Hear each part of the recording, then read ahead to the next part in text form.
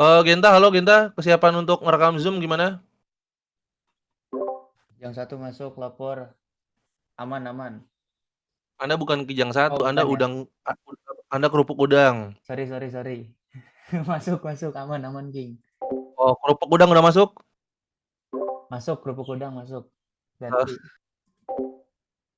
kerupuk kerupuk udang udah masuk ya. Kita coba frame rate-nya berapa nih, Gen? Kalau kalau biar bisa di itu eh, 180 aja King.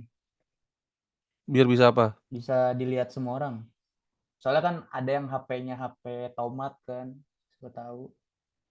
Oke. Oke. HP tomat ya, menarik juga. Oke, kelihatan nggak sekarang? Gue nggak bisa ngeliat kolom chat ya.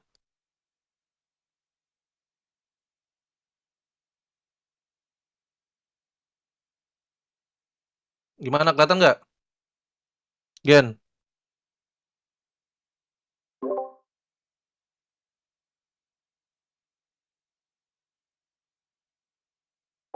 Atau enggak gini aja, Gen. Lu yang ini nih, lu yang nge-preview deh. Gua yang ngomong gitu. Gua kalau kayak gini nggak bisa ngeliat komentar anak-anak. Jadi lu yang buka gitu. Ngerti nggak? Ya, Gen.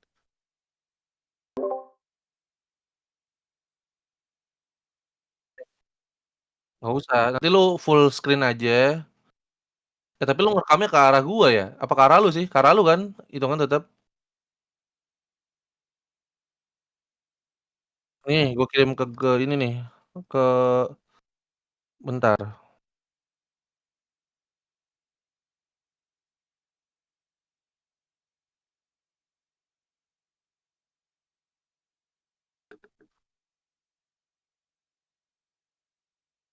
Ya, Gen. Ngelama-ngelamain aja lu.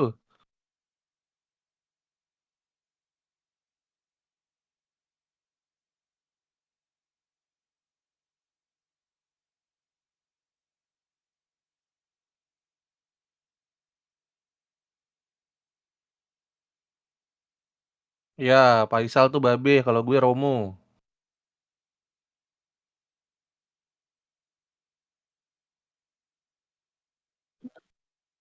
Apanya yang lama? Loh, kok udah ada WA? Ini gua ngirim ke Discord ini, entar lu buka aja.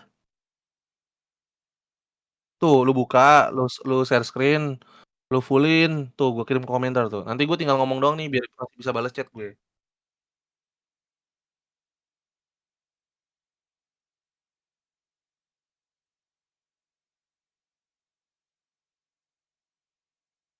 Nanti gua bilang geser gitu aja.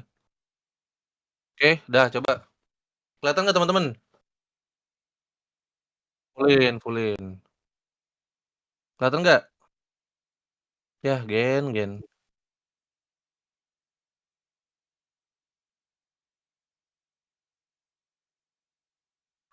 Dah, yuk. Oke, teman-teman semuanya kita mulai ya. Udah mulai direkam belum?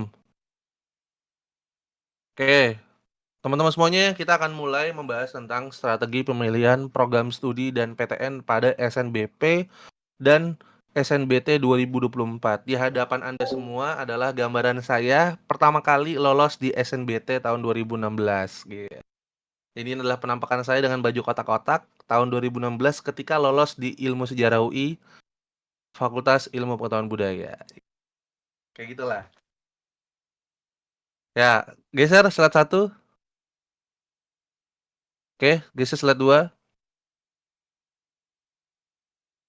Oke, jadi teman-teman semuanya, ini menjadi penting untuk dibahas karena gue udah mulai agak resah gitu ya. Ya banyak teman-teman yang mungkin sedikit atau banyak gitu ya masih memikirkan gimana strategi untuk pemilihan program studi SNBT.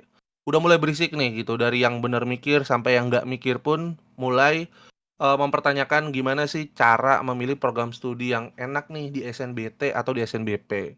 Itu terlebih kalau di SNBT gitu kan banyak orang yang mungkin tergiur untuk ngambil pilihan ketiga dan pilihan keempat.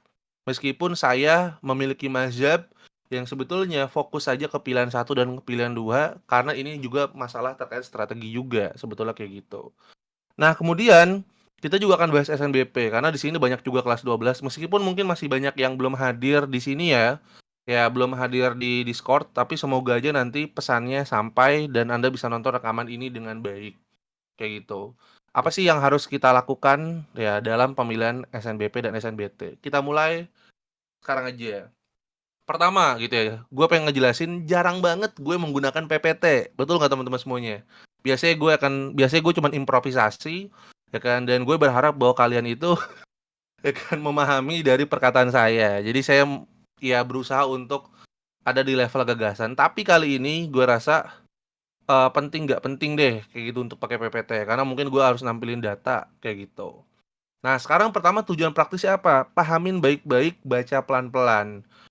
Gue menganggap bahwa ini penting agar kita bisa memaksimalkan potensi diterima pada program studi dan PTN yang sesuai dengan minat, kemampuan, dan mimpi.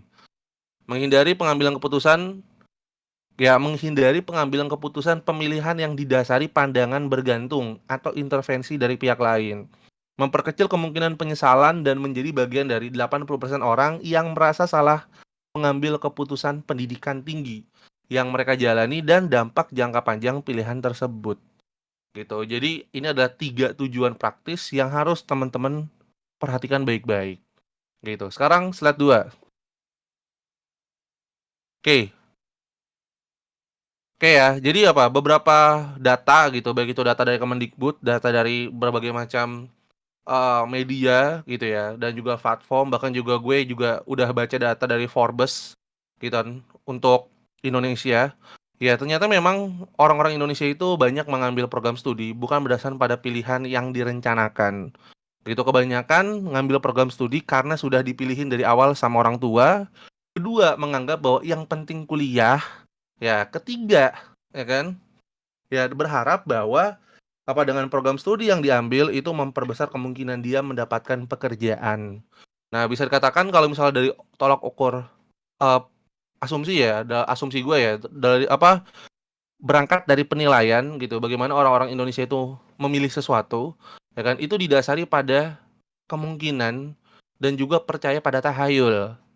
Coba sekarang gue tanya ke teman-teman semuanya, seberapa sering Anda bilang lihat aja nanti? Ya, seberapa sering Anda bicara lihat aja nanti? Sayang, kamu sayang nggak sama aku? Kita serius nggak sih? Lihat aja nanti. Gue nanti di masa depan kayak gimana ya? Lihat aja nanti. Bu, Pak, aku nanti kuliah ngambil program studi ini gimana ya? Lihat aja nanti. Gitu. Nah, sering kali kita berbicara seperti itu dan sering juga kita mendapatkan nasib yang buruk. Hidup lontang-lantung, ya kan? Jadi politik masa mengambang, gampang dibodoh-bodohi pas pilpres. Karena ketika ditanya, kenapa Anda milih pilihan ini? Ya saya milih aja, masalah benar atau enggaknya, masalah nanti kebijakannya bagus atau tidak, lihat saja nanti gitu. Nah, itu adalah mindset buruk ya kan yang dianut oleh sekitar 1 miliar orang India ya kan dan mayoritas orang Afrika serta berbagai macam homeless yang ada di Amerika Serikat, Eropa dan juga negara-negara maju di barat gitu. Jadi Anda semua ini kalau misalnya nanti di barat akan jadi minoritas, tapi kebetulan aja Anda nggak merasakan itu sebagai sesuatu yang aneh karena mayoritas orang Indonesia berpikir demikian. Ya, gitu ya. Jadi apa? Lihat aja nanti. Padahal 87% mahasiswa merasa salah jurusan. Kemudian banyak pekerja salah jurusan. Apa yang salah dari sistem pendidikan Indonesia? Mengapa 80% orang Indonesia bekerja tidak sesuai dengan kuliah? Ya kan? Sampai akhirnya ada pertanyaan apa? Apakah kuliah itu menguntungkan? Ya kan? Berawal dari berbagai faktor terkait tenaga kerja gitu. Dan ini menyorot ke Indonesia gitu. Ya, gitu ya. Gue lebih make sure, ya kan lebih make sense juga. Kalau Anda berpikir, misalnya gue ngambil program studi gara apa? Karena sebagai seorang Gemini, ya kan ini memiliki paras yang bisa beradaptasi dengan hal apapun, saya akan mengambil ilmu komunikasi. Lebih baik seperti itu. Ada pertimbangan, ada perencanaannya, dan Anda melihat bagaimana kepribadian Anda dibangun. Tapi kalau misalnya berbicara lihat aja nanti, ya udah.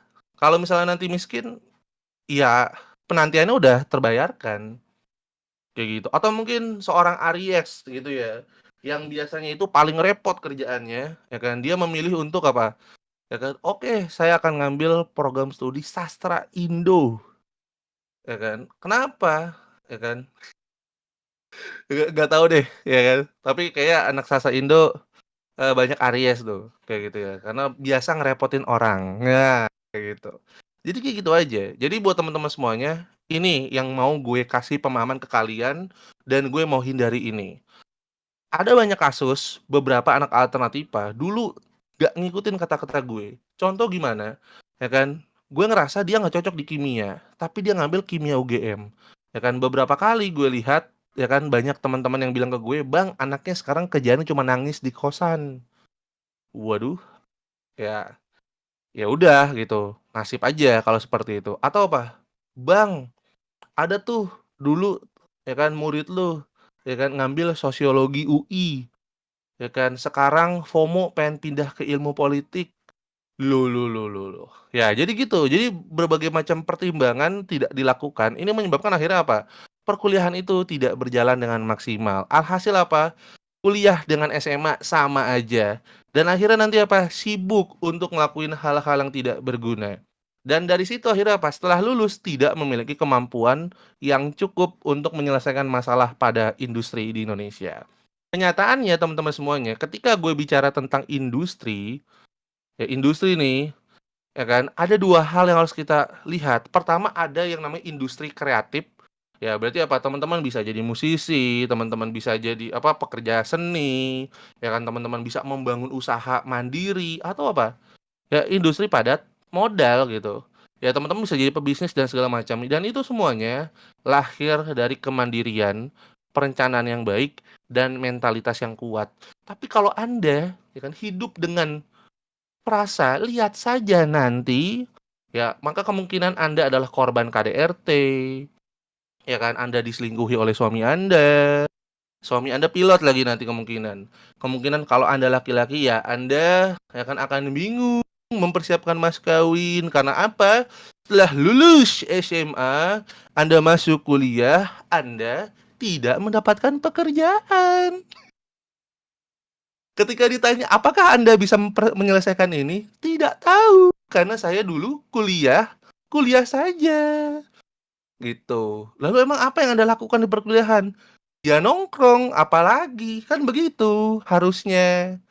Loh, memang dulu Anda berpikir kuliah itu seperti apa? Ya pokoknya dulu saya berpikir kalau saya kuliah, saya punya cewek, saya punya Honda Civic. Ya gitu ya, kebanyakan orang-orang di Indonesia. Dan itu terlihat banget, nggak hanya anak UI loh, anak UI pun pernah ngalamin kebanyakan anak UI pun kayak gitu. Terutama mereka yang ngambil program studi yang underestimate, kayak program studi gue ilmu sejarah, sosiologi, FMIPA, bahkan kalau di FEBU itu banyak yang ngambil ekonomi Islam sama bisnis Islam, karena anggaplah, yang penting FEB deh, gitu. Kalau di FISIP yang ngambil bahkan dulu kalau di VIA ya, ilmu administrasi negara, niaga, sama fiskal, banyak yang ngambil negara karena dengan anggapan gampang masuknya, kayak gitu. Wah itu juga banyak, di Fasilkom juga ada, di teknik juga kayak gitu. Ya banyak yang dengan pola pikir lihat saja nanti gitu, makanya nanti kalau udah bener sial, ya nantikan gitu. Oke, gitu ya.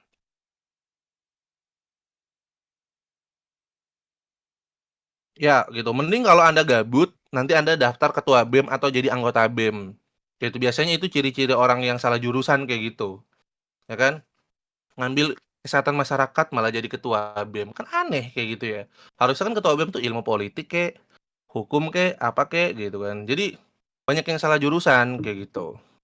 Terus gara-gara salah jurusan bingung gatel tangannya, ngelakuin pelecehan seksual aja gitu, atau mungkin sehari catcalling gitu karena Anda tidak pernah merasakan struggle di kuliahan, tidak punya apa yang namanya emosi gitu ya untuk menjalani perkuliahan dengan baik kayak gitu. Apapun presentasinya jangan lupa teh botol sosro. Itu kan karena gabut kayak gitu teman-teman. Lanjut, Gen. Oke, kok udah kesini aja ya? Oke, sekarang kita akan masuk ke penilaian SNBP dulu. Buat teman-teman yang nunggu SNBT, sabar. Kita ke SNBP dulu. Kayak gitu. Pertama, buat teman-teman semuanya kelas 12 atau adik-adik saya yang sekarang besok ya dari SMA, SMK dan MAN 12, saya harus ngasih tahu penilaian umum gitu terkait bagaimana kita bisa ya kan melihat penilaian SNBP itu seperti apa. Ini singkat aja untuk SNBP ya. Pertama, rekam jejak dan reputasi sekolah. Kedua, prestasi alumni. Nah, ini semuanya gue urutin nih, teman-teman semuanya, dari penilaian paling penting sampai penilaian tidak penting, gitu ya. Jadi penilaian paling penting tuh ada di apa? Rekam jejak dan reputasi sekolah. Jangan bandingkan SMA Negeri 8 Jakarta dengan SMA Anda di Pemalang, Kabupaten Bogor, Karawang, Situbondo, Probolinggo, atau mungkin kalau di Sumatera, Lampung. Jangan disandingin. Gitu, beda. Gitu ya teman-teman semuanya ya. Beda banget. Kayak gitu. Itu privilege yang kayaknya SMA 8 itu Tuhan sendiri yang bangun sekolahnya. Gitu. Jadi jangan disandingin gitu. Atau apalagi membandingkan misalnya pondok pesantren Anda ya kan di wilayah mana misalnya Gunung Sindur ya kan dengan Man IC Pekalongan, nggak bisa kayak gitu ya kan. Mungkin Nabi Muhammad udah berdoa langsung untuk Man IC Pekalongan kayak gitu, jadi jangan disamain gitu ya, doanya beda gitu ya kan. Udah punya apa tuh ya, mungkin apa sih ya, eh nggak cuma sekedar baca almat surat gitu anak-anak apa Man IC Pekalongan gitu ya, beda. Jangan sampai dengan sekolah-sekolah boarding school Anda yang di Gunung Sindur atau yang di Kabupaten Bandung gitu, jangan, apalagi di Cirebon, jangan kayak gitu. Kedua, ya prestasi alumni di PTN tersebut. Ini berkaitan dengan indeks prestasi, ya kan, IPK mahasiswa, prestasi akademik dan non akademik, karir pekerjaan setelah menjadi alumni, lintas jurusan. Nah, untuk lintas jurusan sendiri, ya kan, kemungkinan berat atau bahkan mungkin sulit untuk lolos kalau Anda dari IPS ke program studi IPA. Misalnya Anda anak IPS yang biasa nongkrong di parkiran SMA atau biasa nongkrong di warung, ya kan, terus berharap jadi anak Pasilkom. Berat, teman-teman semuanya. Gitu, karena anak Pasilkom nggak pernah nongkrong di parkiran, biasanya ngeludah di parkiran. Nah, itu bedanya nih, dari segi budaya dan culture itu beda, gitu. Kayak gitu. Kemudian anak IPA ke IPS itu gampang, gitu. Jadi untuk yang dari IPS ke IPA itu sangat sulit. Tapi kalau dari IPA ke IPS sangat mudah. Itu yang harus diperhatikan. Nah, ini faktor yang tidak pernah terlalu diperhatikan, yaitu nilai rapor dan prestasi. Gitu. Kalau prestasi Anda masih tingkat nasional itu mungkin dipertimbangkan. Tapi kalau prestasi Anda misalnya juara satu Olimpiade Matematika tingkat Instagram, juara dua nasional Olimpiade Fisika lewat Twitter, nggak bisa, itu nggak bisa dipakai teman-teman semuanya. Ya kan, minimal tingkat nasional. Kalau Anda ke pengurusan pramuka, ke pengurusan paskibra, itu juga tingkat nasional. Ya kan, kalau cuman paskibraka ya kan apa ranting kecamatan Batu Malang, nggak bisa nggak bisa, itu nggak dihitung kayak gitu ya kan. Juara lomba menyanyi alternatif idol, itu apalagi. nggak nggak bisa ya kayak gitu, nggak bisa kecuali Anda itu mungkin medal internasional gitu, itu mungkin Anda akan dapat golden ticket gitu ya, golden ticket untuk masuk program studi tertentu. Nilai rapor apalagi, ya Allah, yang di sini ya yang mungkin biasa ngerjain matematika pas ulangan remet 3,1 nilainya, ya kan udah summa cum laude tuh, udah cum laude tuh 3,1, tapi giliran raportnya muncul, lo kok jadi 8, jadi 9 gitu. Apakah ini benar pertolongan Tuhan? Ya kan, ternyata, ya kan? Yang di situ membuktikan bahwa nilai raport itu tidak kredibel. Bahkan di sekolah bagus pun itu pun masih dipertanyakan. Gitu, makanya tolok ukur paling ketara itu dari rekam jejak sekolah, prestasi alumni, dan nilai rapor. Kenapa rekam jejak sekolah itu penting? Ya kan, karena ini menunjukkan bagaimana sekolah membangun sistem pendidikan yang bagus, gimana guru-gurunya, gimana nih, contoh ya, gimana tingkat konselingnya, itu diperhatikan loh sama PTN-PTN bagus kayak UI, UGM, dan ITB. Kayak gitu, dan juga PTN-PTN lain, kayak itu. Itu dipertimbangkan banget. Lalu mungkin ada pertanyaan ke gue, Bang, bagaimana faktor faktor X di luar penilaian umum, ya, itu apa? Itu cuman sekedar pemerataan pendidikan. Jadi jangan pede teman-teman semuanya. Gitu. Jadi ada yang bilang, "Bang, tapi kakak kelas gue itu nggak ada alumni di PTN tersebut, nggak ngelampirin sertifikat, nilainya di bawah orang yang lolos dan bukan dari sekolah peringkat atas LTMPT." Nah, itu yang gue bilang itu adalah faktor pemerataan pendidikan, ya kan? Itu bisa dihitung pakai jari, sekolah-sekolah mana mereka atau siapapun yang lolos di luar faktor umum, ya kan, dari rekam jejak dan segala macam, ya kan, itu hanya pemerataan yang dilakukan oleh PTN. Gitu. Jadi itu pemerataan aja. Dengan harapan nih, kalau ada alumninya yang lolos di sana, itu nanti akan mendorong ya kan siswa-siswanya punya ambisi di jalur tulis. Jadi sebetulnya itu. Oh, gue lupa nambahin nih.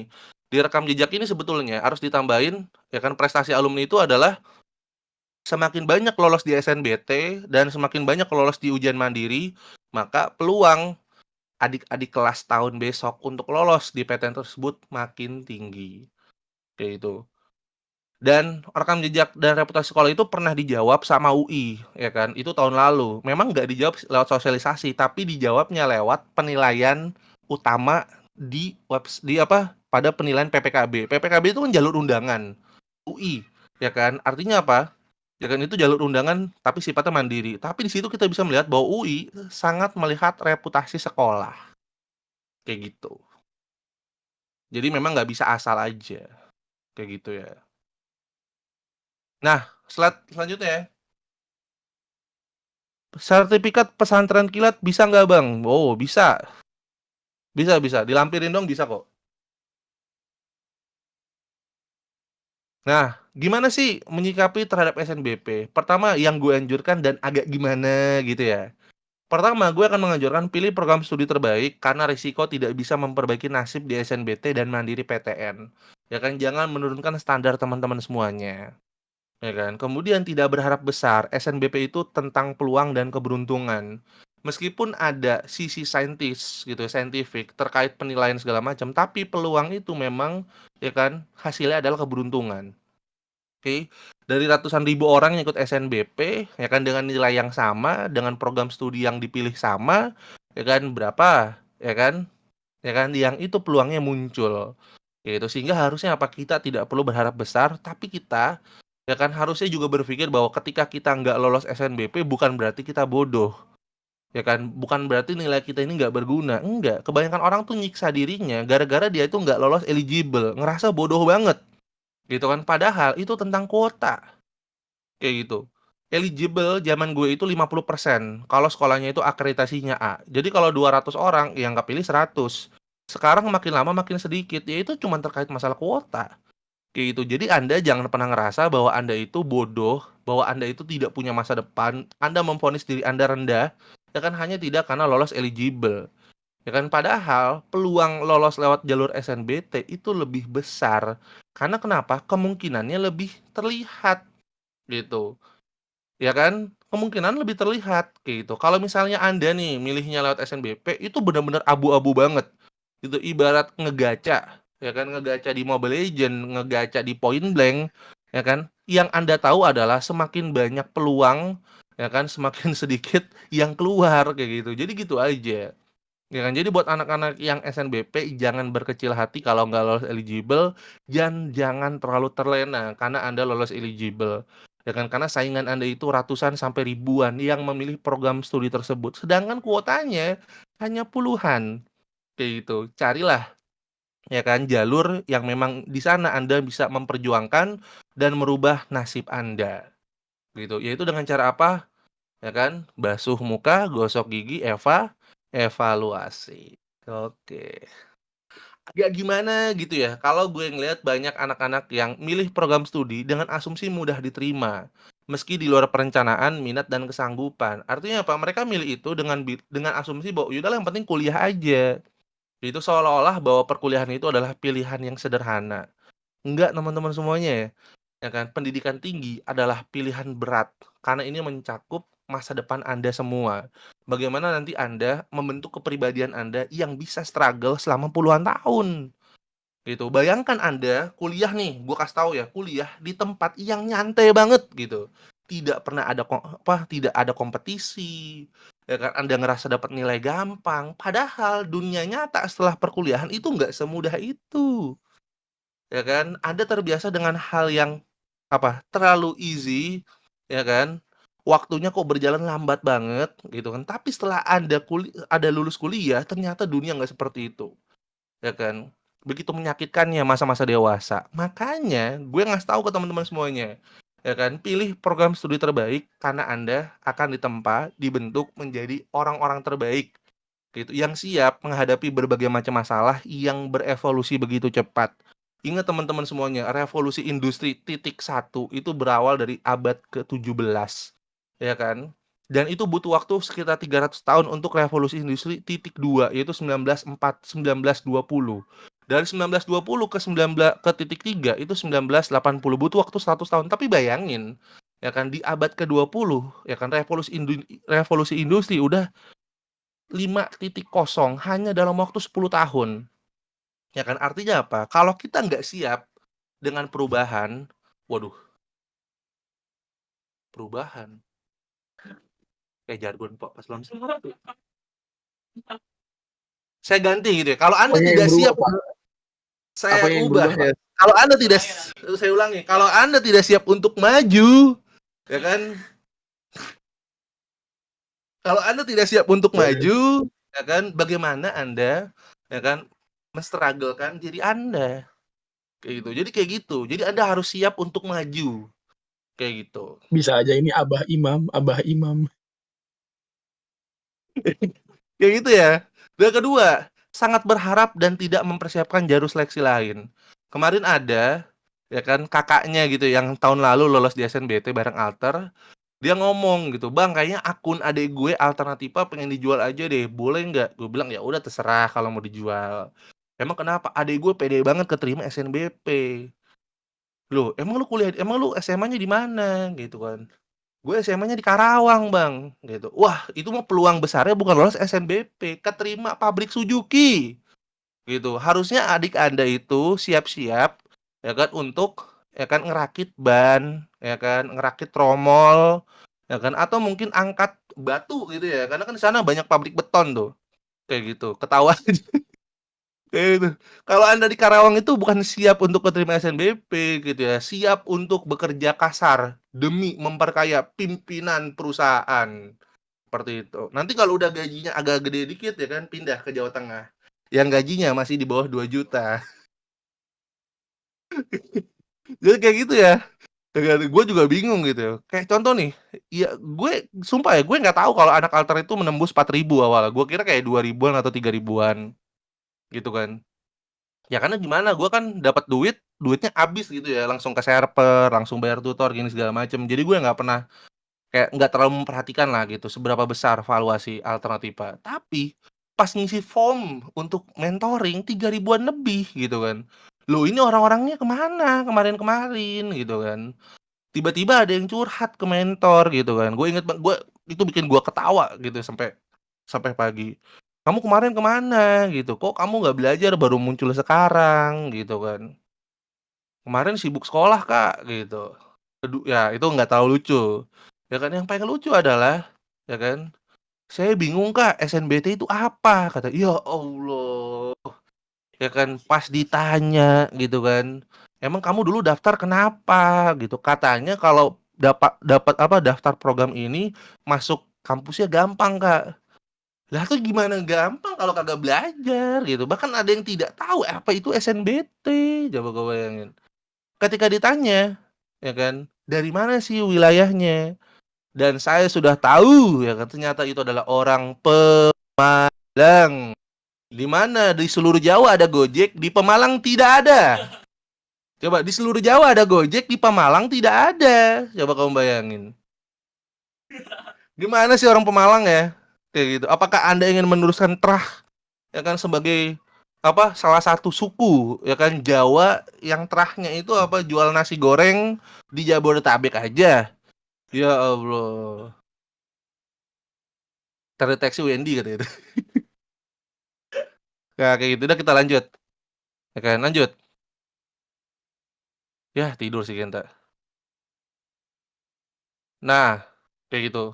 Ini seharusnya slide ketiga Gen tadi, kenapa Anda pindah-pindahin, kayak gitu.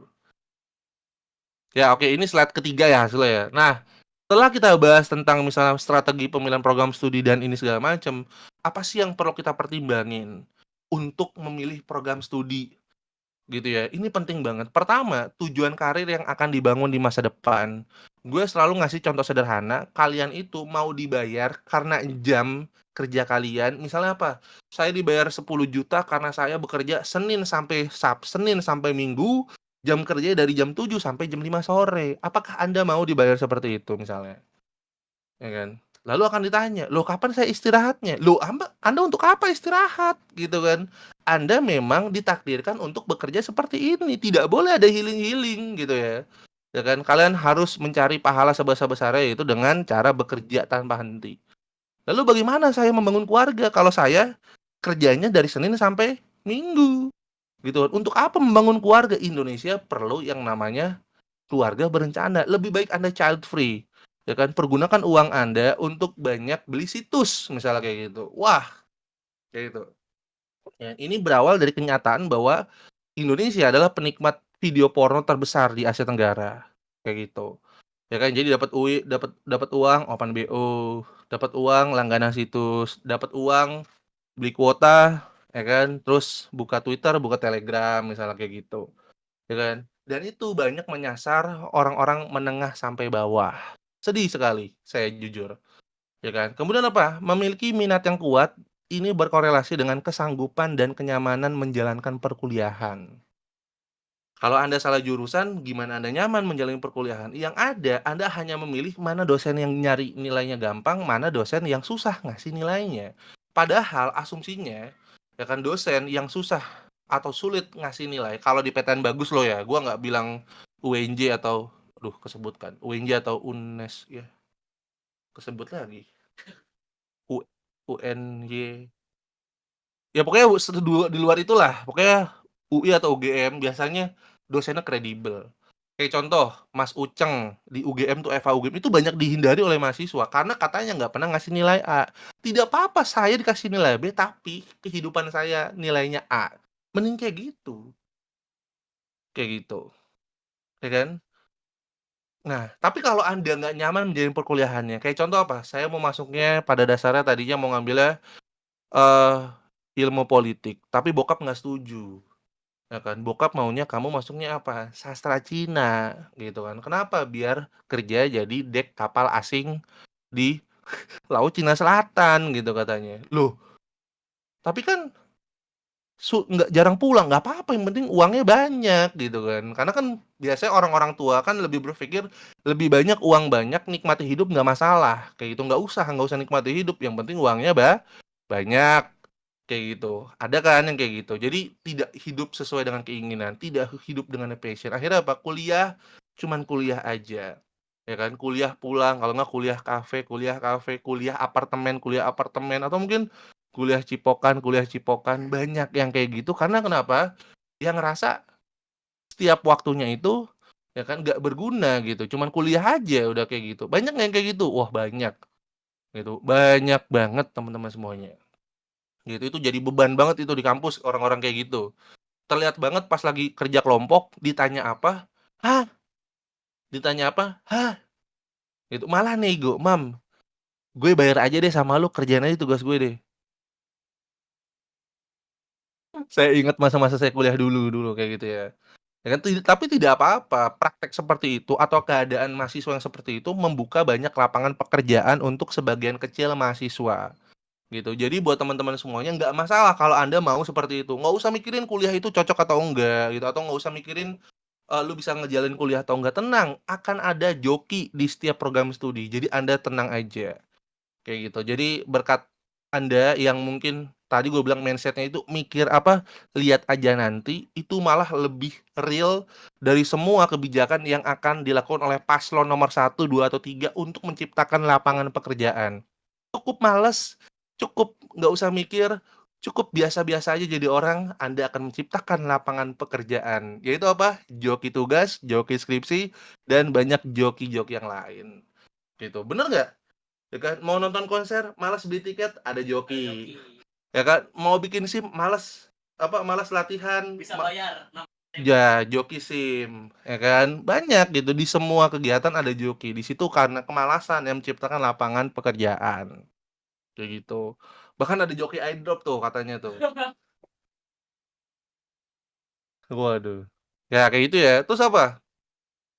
Mendapati proses perkuliahan yang bukan hanya sekedar selesai, tetapi kamu menguasai perkuliahan dengan baik dan memiliki kemampuan menyelesaikan masalah. Inilah yang dibutuhkan oleh dunia orang-orang dewasa, ya kan? Karena dunia orang-orang dewasa penuh dengan masalah.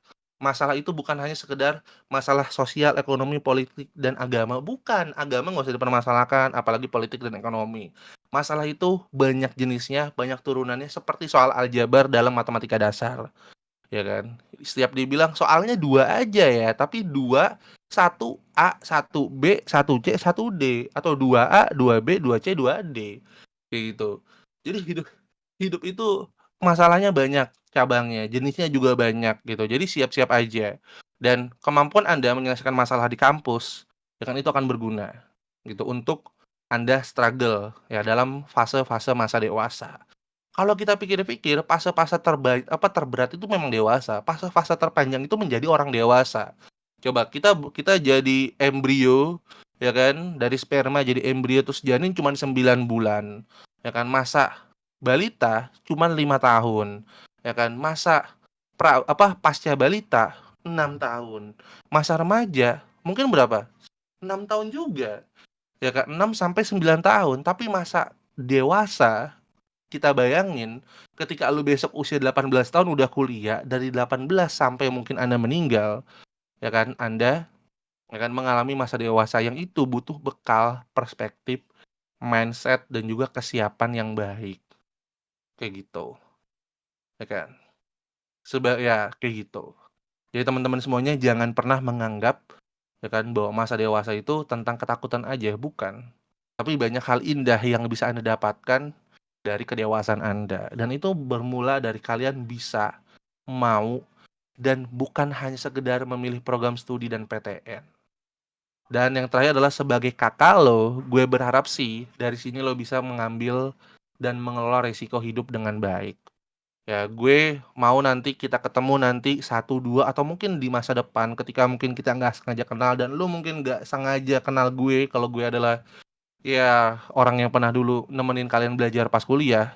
Dan gue melihat bahwa kalian sudah tumbuh jadi perempuan yang cantik, perempuan dengan karir yang bagus, laki-laki yang penuh tanggung jawab, dan kalian sudah membangun keluarga kalian dengan dengan baik, kesabaran, kerjasama, dan semoga aja finansial kalian nanti di masa depan bagus. Dan itu semuanya berawal dari gimana kalian menentukan pilihan pertama membangun hidup kalian pada fase kedewasaan.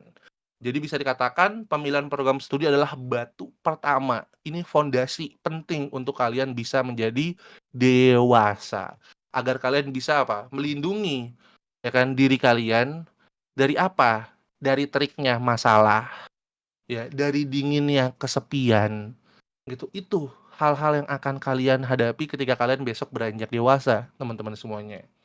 Jadi kalau ada yang bilang takut tambah dewasa, takut tambah kecewa, itu bukan hanya sekedar lagu. Ya, itu adalah fakta bahwa semakin dewasa, semakin banyak kecewa. Tapi kalau kita hidup dengan kekecewaan, loh, apa artinya sinar di dalam hidup kita? Kalau kita hidup dengan penuh ketakutan, apa gunanya kita hidup dan lahir sebagai seorang pemberani? Kalau kita hidup dengan ketakutan, lalu untuk apa cinta kita persembahkan? Jadi lebih baik teman-teman semuanya hadapi resiko sebesar-besarnya untuk mendapatkan benefit sebesar-besarnya juga. Sebagai kakak lo, gue bakal dukung kalian untuk naik kelas. Lanjut slide selanjutnya. Oke, prospek jika sesuai minat dan kesanggupan. Pertama, pilihan karir dan prospek kerja beragam di masa depan. Nih, contoh kayak gini. Kemarin ada pertanyaan penting gitu. Ada salah satu orang namanya Rian, sama seperti gue, Rian Kusuma Atmaja, Rian Medvedev atau Miki Matsubara. Ya kan dia bilang, "Bang, gue tertarik untuk terjun di dunia industri, terutama teknik." Gue bilang kayak gini, ya kan, pilih dan dia bilang gini, tapi gue tuh suka sama fisika dan kimia." Gitu. Selain ngambil teknik industri, lebih baik gua ngambil apa, Bang, ya? Gue bilang gini, "Ambil fisika." "Loh, kenapa ngambil fisika, Bang? Gua nggak mau ngajar di sekolah." "Loh, siapa yang bilang fisika ngajar di sekolah? Kalau Anda ngambil pendidikan fisika, mungkin. Tapi kalau Anda ngambil fisika murni, Anda bisa hidup dimanapun penerapan fisika itu ada." Mungkin nanti Pak Isal sedikit yang jelasin, ya kan. Tapi kalau lo ngambil fisika misalnya nih, dan lu serius di sana, lu punya perspektif yang bagus, lu bisa menjalani kuliah dengan baik, ya kan. Banyak lulusan fisika kerja di berbagai macam industri, dari industri metalurgi, ya kan, industri alat berat, ya kan, industri telekomunikasi, bahkan termasuk apa? Ya, termasuk apa? Ya, pemrograman dan juga komputasi. Itu fisika. Kayak gitu. Gue ngasih contoh gambaran Hasanuddin Abdurrahman. Kalian bisa cari, ya kan, itu lulusan fisika UGM, S2 S3-nya fisikal material dari Tohoku University Jepang. Sekarang dia itu bukan, ya kan, bekerja sebagai seorang saintis atau sebagai seorang peneliti, bukan, tapi sebagai penulis dan direktur dari berbagai macam perusahaan di bidang teknik ya di Indonesia. Gitu, dia udah lalang buana dari Karawang, Semarang, Singapura dan segala macam. Karena dia lulusan doktor ilmu fisika dan dia memahami sistem kerja dari fisika itu. Ya, jadi itulah yang membuat kita itu bisa punya pilihan karir dan prospek yang beragam. Itu kayak contoh gini, akuntan. Akuntan itu nggak hanya sekedar administrasi. Akuntan itu bisa kerja di berbagai macam sektor. Ya kan, akuntan forensik, akuntan kesehatan, ya kan, akuntan kepolisian, akuntan keamanan, akuntan pertanian dan segala macam. Semuanya itu ya kan punya pilihan karir dan prospek yang beragam. Tuh, Rin tuh udah ngepost tuh ya, Hasanuddin Abdurrahman. Kayak gitu. Jadi bukan berarti kita itu bisa kerja banyak hal gitu, tapi kita bisa yakin ya kan kita bisa ya kan ditempatkan di berbagai masalah apapun jika kita itu sesuai dengan minat dan kesanggupan. Kedua, memiliki rata-rata gaji tinggi atau kondisi finansial yang sehat. Gitu. Faisal Arifin, contoh ya, teman saya tuh dulu di apa? Saya lupa dia kuliah di apa? Meteorologi IPB. Ya kan, meteorologi terapan IPB.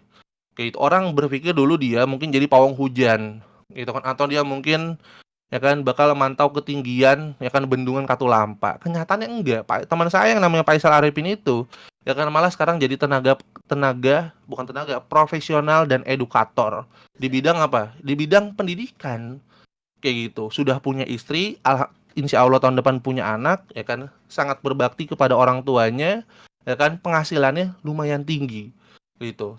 Dan kenapa dia bisa di situ? Kenapa dia bisa luas di sana? Ya karena apa? Melakukan sesuai minat dan kesanggupan. Kayak gitu. Widih, prok prok prok prok prok prok prok prok prok prok prok prok prok prok prok. Meskipun memang sekarang kerjaannya masih memantau ketinggian bendungan Katulampa. Kayak, tapi itu bukan sebagai pekerjaan, itu hanya sebatas hobi. Kayak gitu.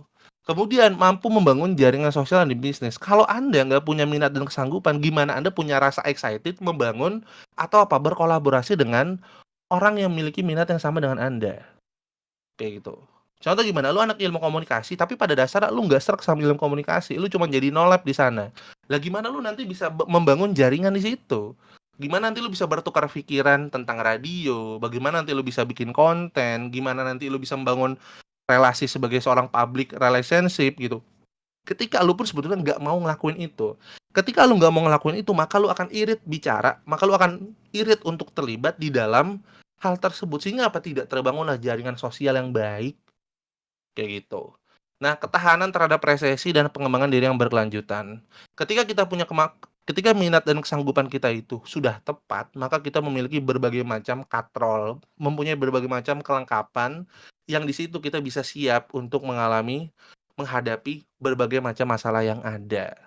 Gitu, resesi apapun atau semua tantangan apapun, perkembangan industri, perkembangan teknologi ataupun misalnya inkulturisasi, ya kan semacam ya inkulturisasi tahu kan? Maksud gue, artinya perubahan budaya, perubahan sosial budaya yang besar secara tiba-tiba itu nggak masalah buat lo. Karena kenapa? Lo bisa terus beradaptasi dan mengembangkan diri secara berkelanjutan. Dengan apa? Minat dan kesanggupan. Dua hal yang penting. Ya kan? Kesehatan fisik dan mental lebih baik dengan indikator yang positif. Ya, tadi misalnya gue bilang, kalau lu nggak sesuai dengan minat dan bakat lu, ya kan, atau lu nggak sesuai dengan keinginan lu masuk program studi tersebut, lu akan lebih banyak menghabiskan waktu untuk onani di kosan, gitu. Itu yang dilakukan oleh Joshua Tarigan, gitu. Kemarin pas masih ngambil FH UNES, kayak gitu. Sehingga akhirnya apa? Kesehatan mental menurun, ya kan, kemungkinan akan mengalami ejakulasi di masa depan, gitu kan. Ya kan? Karena kenapa? Fisik dan mentalnya terganggu, gitu. Nah, kemudian apa? Lebih sering nongkrong, lebih sering begadang, ya enggak? Akhirnya apa? Lebih kemungkinan terkena angin duduk dan juga gangguan mental, ya kan? Gangguan jantung, kantong kemih, ginjal dan segala macam lebih tinggi. Tapi kalau Anda punya minat dan kesanggupan yang baik, ya kan, manajemen waktu sudah jelas, ya kan, baca buku nggak ngerasa berat, akhirnya apa, tidak pernah terbebani dengan urusan perkuliahan, ya kan, hanya fisik aja paling, akhirnya apa, nanti Anda paling ya udah capek tidur, ya kan, kalau lagi capek lagi ngapain misalnya, oke minum STMJ. Tapi kalau Anda udah nggak serak gitu, udah empet banget gue ngejalanin kuliah ini gitu kan, nelangsa banget lah kayak gitu kan, akhirnya Anda banyak melakukan tindak kejahatan kayak gitu. Ya, misalnya apa? Ya kan, bagi orang-orang yang salah jurusan, saya lihat ya kebanyakan mereka mungkin agak catcalling orangnya. Gitu, mungkin mereka lebih sering foto-foto bagian belakang perempuan di KRL. Itu sering terjadi kayak gitu. Jadi itu ya, karena kenapa hidupnya gabut, fisik dan mental terganggu kayak gitu.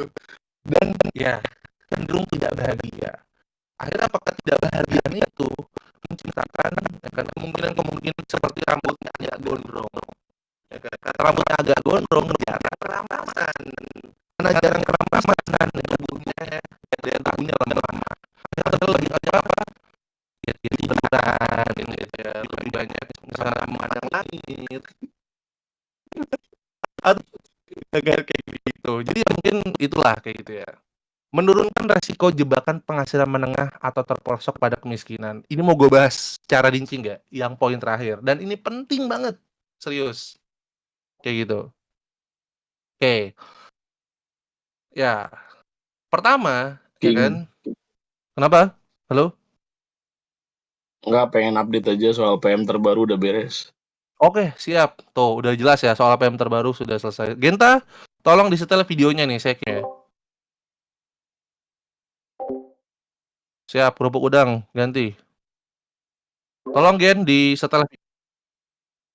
Gue kirim ke komentar. Tuh. Ya, kita harus melihat gimana middle income trap.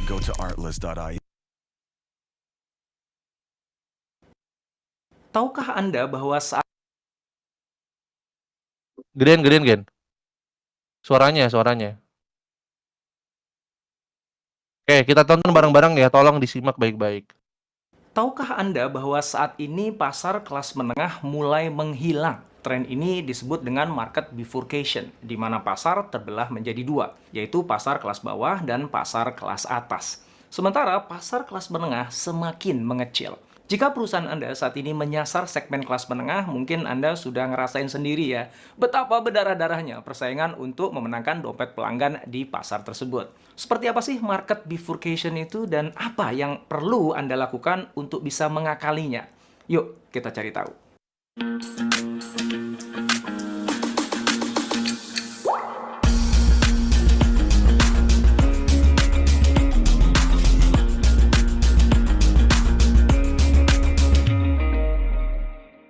Kita akan mulai dengan mengkaji hilangnya Gen, pasar suaranya kelas gedein, menengah Gen. yang Tuh. menjadi pemicu tren bifurcation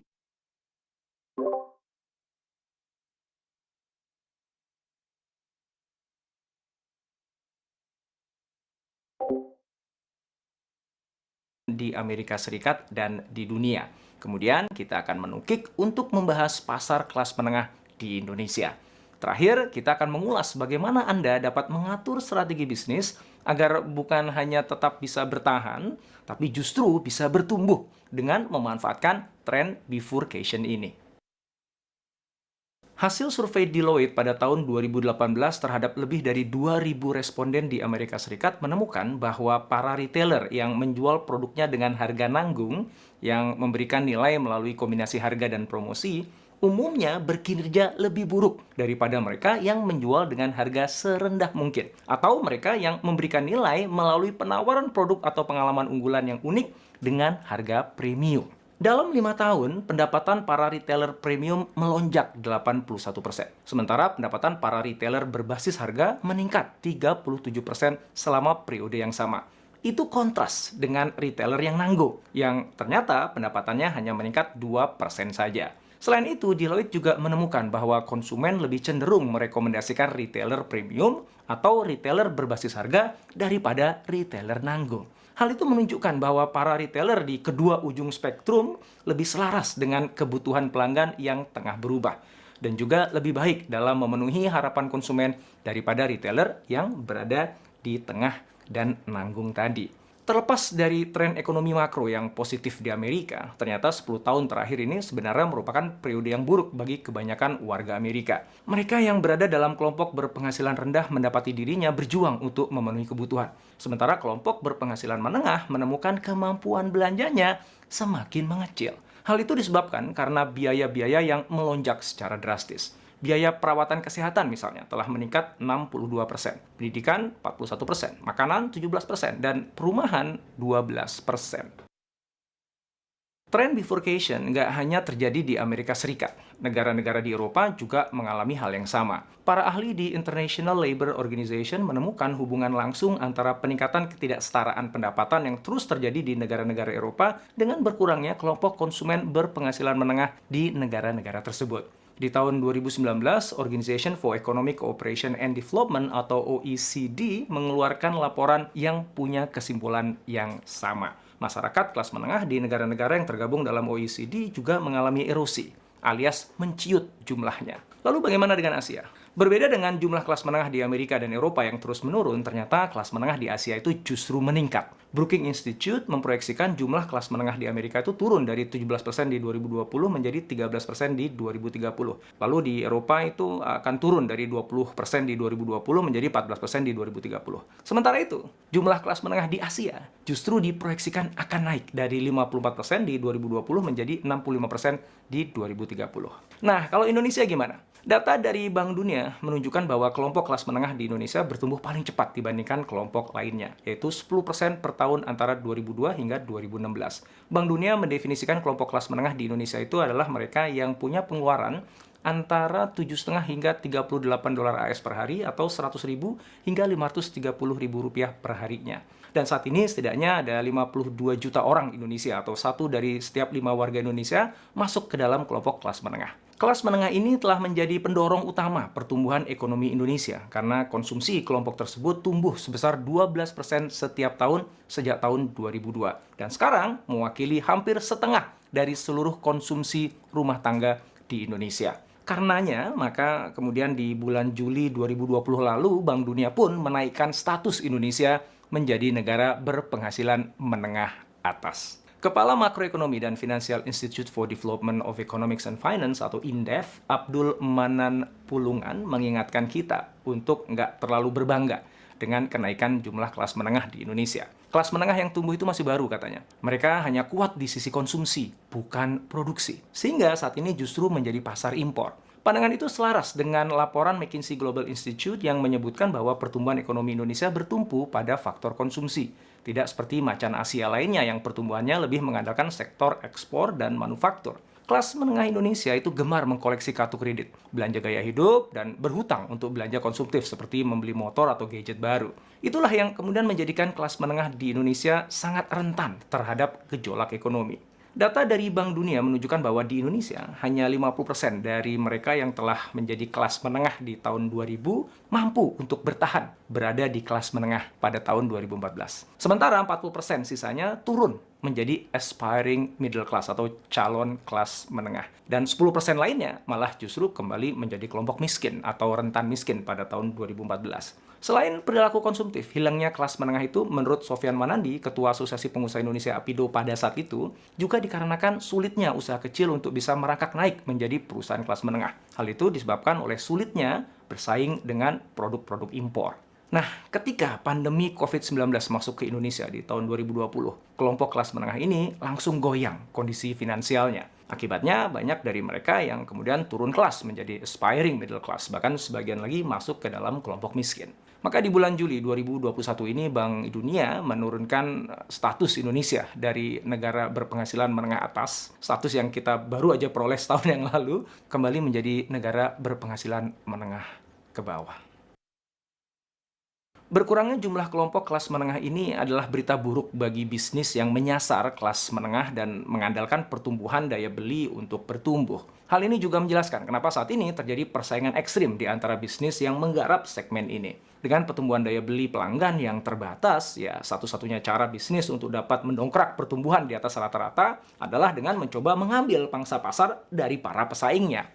Jadi apa dong yang perlu Anda lakukan jika perusahaan Anda saat ini menyasar kelompok menengah? Ternyata peritel yang akan sukses menggarap pasar menengah itu adalah mereka yang memahami situasi finansial konsumennya, kemudian menawarkan proposisi nilai yang selaras dengan kebutuhan mereka, baik dari sisi kategori produk maupun dari posisi harganya. Deloitte melakukan kajian lanjutan di tahun 2019 dengan melibatkan 3.000 responden dan 1.100 merek. Tujuannya adalah untuk melihat hubungan antara kondisi finansial konsumen dengan produk yang mereka beli. Ada 7 kategori yang mereka teliti, yaitu pakaian, sepatu, makanan, minuman, kesehatan dan kecantikan, elektronik, dan mainan atau hobi.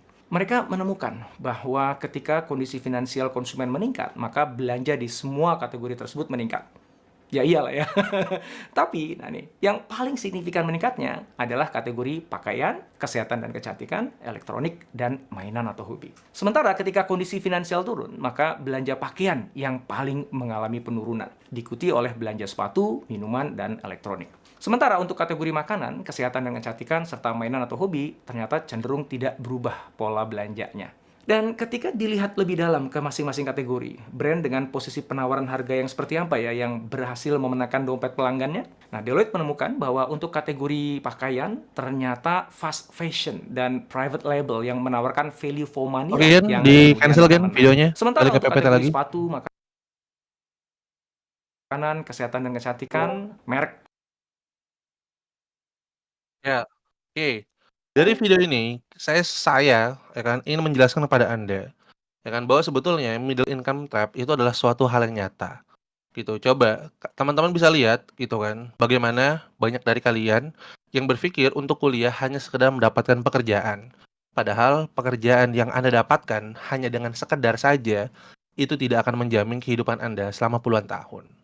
Berapa banyak dari teman-teman semuanya yang berharap untuk kerja sebagai PNS? Padahal PNS di Indonesia itu tidak bisa membeli rumah, tidak bisa menyekolahkan anaknya di masa depan.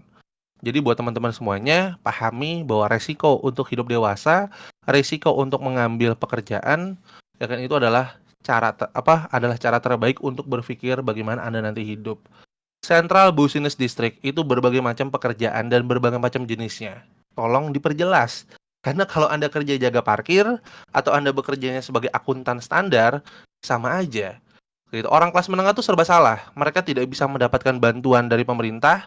Kalau mereka punya anak kuliahnya juga mahal, ya kan? Bahkan mereka terhalang oleh akses mendapatkan beasiswa. Jadi teman-teman semuanya, ya kan, ketimbang Anda berpikir untuk sekedar saja hidup, ya kan, atau sekedar mengambil program studi, dari sekarang saya katakan, ya kan, bahwa Anda harus mengambil program studi sesuai minat dan kesanggupan. Agar apa?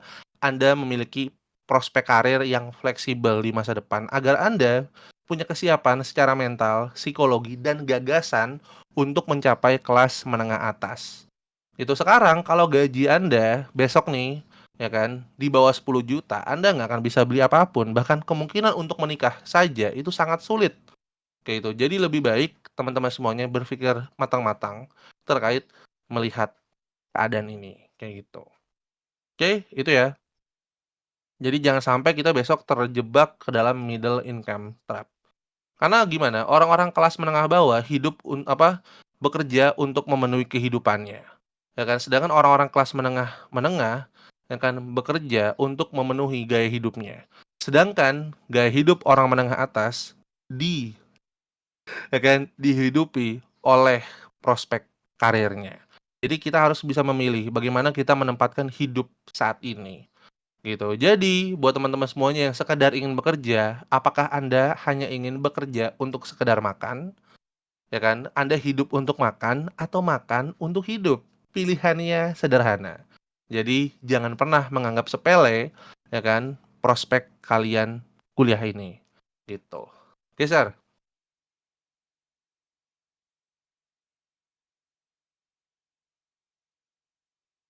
Ya, bagaimana kita menentukan pilihan? Pertama kita harus memahami hal-hal berikut, yaitu adalah ketetapan adalah persentase jumlah peserta diterima berbanding jumlah peserta. Semakin besar persentase, semakin tidak ketat, dan begitu pun sebaliknya. Kedua, daya tampung adalah kuota penerimaan pada tiap-tiap program studi di PTN atau kursi yang tersedia. Dan yang terakhir adalah pembobotan. Adalah teknik pengambilan keputusan terhadap nilai yang melibatkan tahapan-tahapan dan faktor-faktor tertentu. Gue ingin menjelaskan bahwa pembobotan SNBT itu tidak ada, karena definisi pembobotan sendiri adalah penilaian, bukan seperti kayak nilai PK besar, maka kemungkinan masuk teknik lebih tinggi. Nilai PBM sedikit, kemungkinan masuk PK, masuk ITB masuk ITB kecil. Enggak kayak gitu. Ya kan? Pembobotan adalah tahapan-tahapan untuk menilai. Itu pertama, tahap 1 memperoleh nilai. Semuanya itu dibikin 0 atau poinnya 1. Tahap 2 pengelompokan berdasarkan apa? Soal sulit, soal mudah. Poinnya berbeda. Yang ketiga, memproses nilai sampai keluar yang namanya nilai akhir. Kayak gitu. Nah, pembobotan sendiri kalau tiap subtes ini memang ada. Pernah dibilang sama LTMPT tahun 2022 dan 2023. Tapi pembobotan yang dimaksud itu bukan prasyarat, bukan syarat masuk eh syarat masuk program studi tertentu harus dengan subtes tertentu, bukan. Tapi setiap subtes itu memiliki bobot yang berbeda. Artinya gimana? Soal yang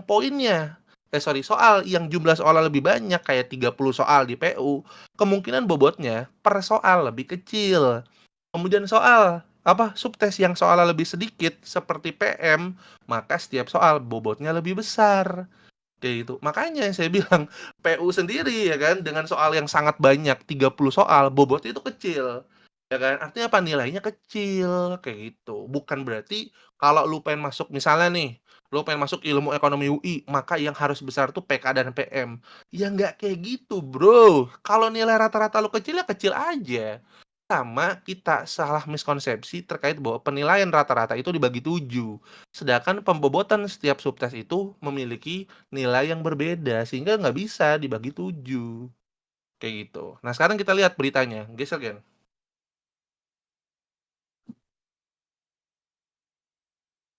Oke, agak diperbesar di Zoom coba. Terus. Nah, kita baca. Di sini ya, Ketua Pelaksana Eksekutif Seleksi Nasional Penerimaan Mahasiswa Baru, Budi Prastia, mengungkapkan terdapat pembobotan untuk masing-masing subtes. Maksudnya gimana? Setiap subtes itu punya nilai masing-masing. Sayangnya pembobotan ini bersifat rahasia. Artinya apa? Kita nggak pernah tahu satu soal itu nilainya 1, 4, atau 7. Seperti mitos yang banyak beredar di Twitter dan juga Instagram. Tapi yang jelas pembobotan itu ada. Tapi lihat di bagian bawahnya. Geser ke bawah, Gen. Ya kan? Gen. Nih, soal skor UTBK, beberapa peserta mengeluh ada peserta yang nilai lebih rendah tapi justru diterima di PTN. Kemudian dijawab, Budi mengatakan jika ditemukan nilai semua subtes sama, pengambilan program studi di kampus yang sama, kemudian yang diterima skor yang lebih rendah, maka hal itu merupakan masalah. Itu bukan pembobotan gitu. Itu berarti aneh kayak gitu. Dan kenyataannya itu bukan berarti nilai dia lebih kecil atau lebih besar karena apa? Mungkin kita salah memahami tentang konteks rata-rata nilai SNBT kayak gitu. Itu menurut gue. Karena kenapa? Apakah nih contoh gini loh. Nih, gue ngasih gambaran ke kalian gini. Apakah panitia SNBT ngasih nilai rata-rata di sertifikat SNBT? Coba. Apakah panitia SNBT ngasih nilai rata-rata di sertifikat SNBT di bawahnya? Nggak ada kan? Lalu gimana kita bisa menyimpulkan ini metode terbaik, ini metode yang salah dengan cara dibagi 7? Coba. Ya itu situ logika praktis aja gitu. Nah, nangkep kan maksud gue? Artinya apa? rata-ratanya itu belum tentu dibagi 7, kayak gitu. Sehingga pembobotan itu bukan prasyarat kalau lu pengen masuk ekonomi maka nilai PK lebih besar, kalau lu pengen masuk ITB nilai PK lebih besar, sebaliknya kalau lu pengen masuk HI PBM lebih besar, kalau lu pengen masuk sastra PBM PPU lebih besar, enggak kayak gitu. Gampang untuk mematahkan itu. Ketika ada yang bilang, "Ah, kalau pengen masuk ITB PK-nya harus besar." Kenyataannya lu cari di Twitter, real banyak orang yang nilai PK-nya kecil, nilai PBM PPU-nya atau literasinya besar, tapi dia masuk ITB. Bahkan gue punya datanya nih sekarang. Coba. Ada gue datanya, entar gue kasih nih ke kalian nih. Ya kan? Nah sekarang kalau udah kayak gini, cara terbaik kita untuk memilih program studi itu gimana sih? Geser selanjutnya, Gen. 2 slide terakhir. Kecilin. Nah, lalu bagaimana pada akhirnya memutuskan? Ya kan? Pertama, perhatikan ambang batas program studi PTN. Kedua, fokus pada evaluasi dan apresiasi belajar. Tiga, cari ambisi. Ambil resiko besar dan bertanggung jawab atas konsekuensinya. Kemudian apa? Hindari terpaku pada keketatan program. Kenapa? Keketatan itu nggak penting gitu. Itu gue adalah orang yang sangat bilang keketatan itu nggak penting. Karena contohnya kayak gini, lu contoh nih ya, contoh nih gue ngasih gambaran misalnya contoh Iya deh, ya kan dia pengen ngambil kriminologi UI. Sekarang kan lagi paling hype tuh di sosum ya, paling susah, keketatannya paling paling kecil gitu kan. Anggaplah gue lupa kuotanya berapa ya, anggaplah kuotanya 70 tapi yang minat 2000. Kita harus dengan asumsi bahwa tidak semua orang ini salah dan tidak semua orang ini benar. Tapi kebanyakan orang salah, sedikit orang benar. Artinya gimana? Dengan kuota 40 dan peminat 2000, kita harus meyakini bahwa apa? Yang niat masuk kriminologi, artinya yang belajar itu mungkin cuma 200 gitu. Sisanya cuma milih. Sisanya nggak belajar tapi pede keterima. Sisanya bingung mau milih apa. Dan sisanya mungkin orang-orang males yang penting udahlah kriminologi jurusannya kayaknya nggak ada yang ngambil nih, gue ambil deh. Kayak gitu. Jadi kita tuh jangan khawatir dengan orang yang banyak masuk di sana. Kenyataannya gimana? Program studi di PTN-PTN mediocre, anggaplah ilmu komunikasi UNJ, itu lebih banyak peminatnya ketimbang ilmu komunikasi UI.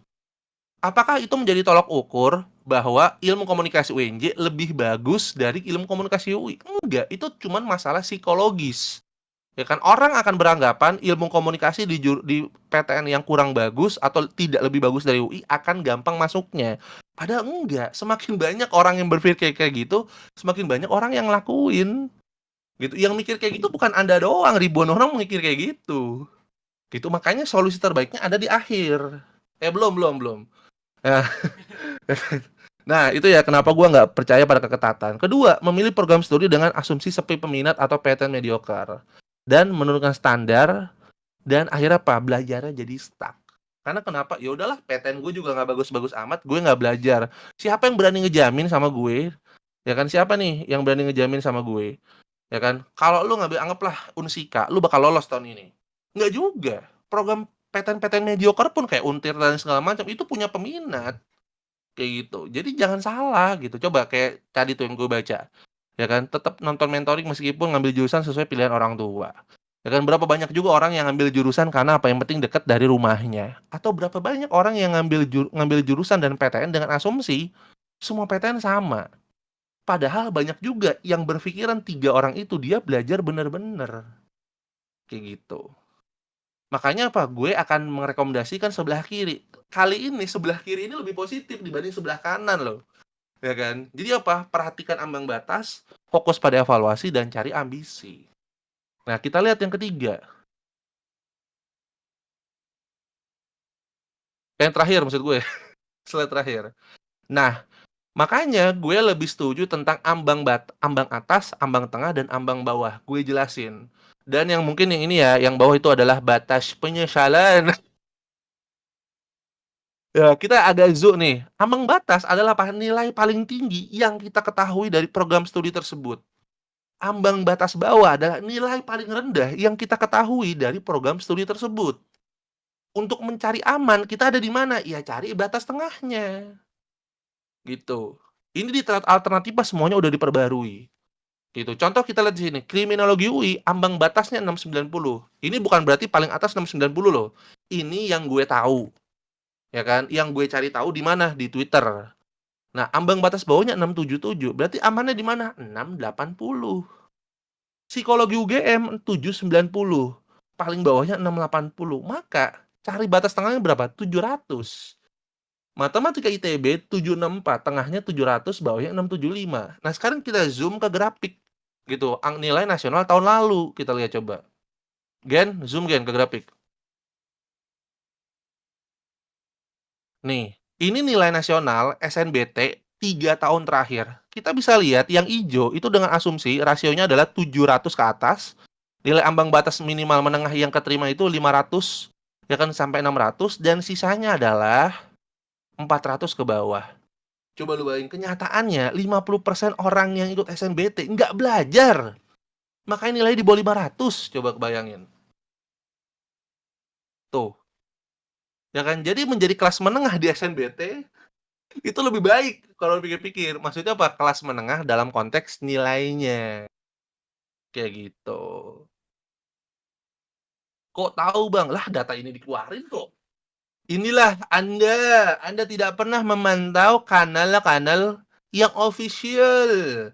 Padahal ini dikeluarin loh sama LTMPT, sama BP3. Malah nanya, ini data dari mana?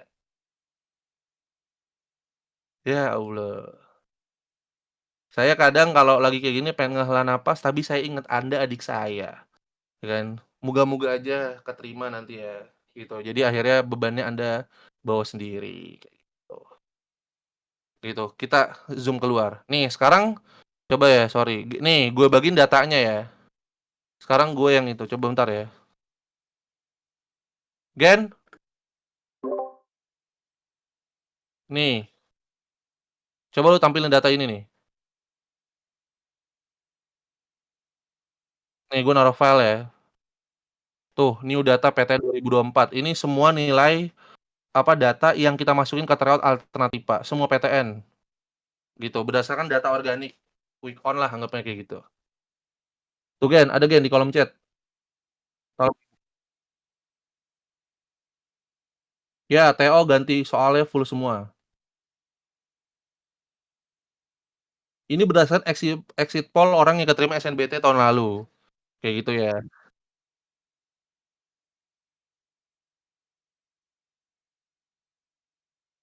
Ya, disconnect Gen. Ya ilah, nanya Bang punya data ITB enggak? Ini mau saya tampilin. Aduh. Ah, tidak.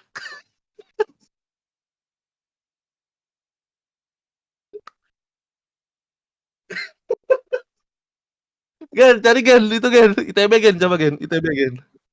ITB cari. Itu kan ada tuh, digeser, geser ITB coba. Ditanya lagi loh. Padahal mau nampilin data, baru tanya Bang ada ITB. Nah, coba di zoom. Di zoom coba. Tuh, kita lihat ya. Nih, fakultas matematika mana? FMIPA. Tuh ya, tuh. Ada nggak yang 6 di bawah? Nih, coba SBM tuh, SBM ITB lihat tuh. Tuh, SBM ITB nilai minimum 632. Kalau Anda nggak dapat 650 aja, berarti lolos SBM ITB. Bayangkan. Coba. Ya kan? Udah, Gen, langsung tampilin datanya. Gua hapus di kolom chat ya. Biar nggak ada yang ngambil data. Ini data rahasia negara, Bro.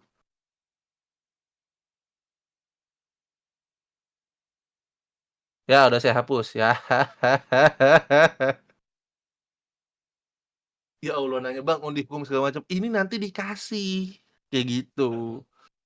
Dengan sabar teman-teman semuanya. Gitu. Nanti gue kasih ke grup kayak itu. Tapi untuk penjelasan lebih jelasnya nanti ya, kayak misalnya kita bedah, kita breakdown lebih jelas nanti bakal ada di mentoring ya kan selanjutnya gitu. Tapi di sini gue pengen negasin ke teman-teman semuanya, jangan lagi takut dengan yang namanya ketatan, karena orang bodoh lebih banyak gitu, orang yang nggak belajar lebih banyak gitu. Sedangkan adik-adik gue di Alternativa setidak belajarnya ya setidaknya daftar alter, berarti ini ada harapan untuk lolos, ada niat untuk belajar. Tapi mayoritas anak alter sekarang pada belajar, jadi nggak usah khawatir gitu ya kan, gitu. Jadi nggak usah khawatir yang namanya contoh nih, gue pengen ngambil kriminologi, wah tapi peminatnya 2000. Ya nggak usah takut, yang harus Anda lakuin adalah belajar, evaluasi, gitu aja. Gitu. Gue nggak akan pernah memvonis kalian, ya kan, "Udah turunin mimpi lu ketinggian," kayak gitu. Enggak, gue akan selalu bilang, cari tahu caranya." Kayak gitu, cari tahu. Ayo belajar lagi, kayak gitu. Monash University berapa, Bang? Oh, Monash University keketatannya 40 juta rupiah untuk uang pangkal dan 18 juta rupiah untuk semester 1. Makin naik semester, makin naik uang, makin nambah. Itu belum bayaran SKS, uang praktek, uang ujian, dan juga wisuda ya. Jadi dihitung tuh, keketatannya besar banget. Ya, itu keketatan hidup, betul. Nah, coba kita lihat UI coba, Gen. Sorry ye, rugi dong ngeliat UI selain UI dan UGM. Rugi dong. Kalau udah gap year nggak keterima UI, UGM, ITB. Rugi dong. Sorry ye. Sorry ye. Undip, Bang, serius. UI, UGM, Undip, UNAIR segala macam. Pokoknya nggak keterima top pattern 10 udah gap year. Rugi dong.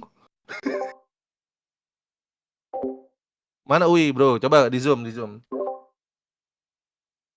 Aktuaria coba, aktuaria. Tuh, aktuaria tuh 628, 693. Coba ilmu sejarah UI berapa, Gen?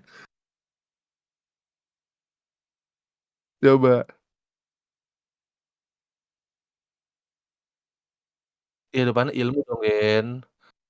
Tuh, ilmu sejarah UI 624 paling kecil. Anda ngeremehin program studi saya coba. Ya kan, nilai tryout Anda udah berapa? Udah nyentuh 600 belum? Hah? Udah nyentuh 600 belum? Hukum coba, Gen. Tuh atasnya hukum, Gen, kelihatan tuh.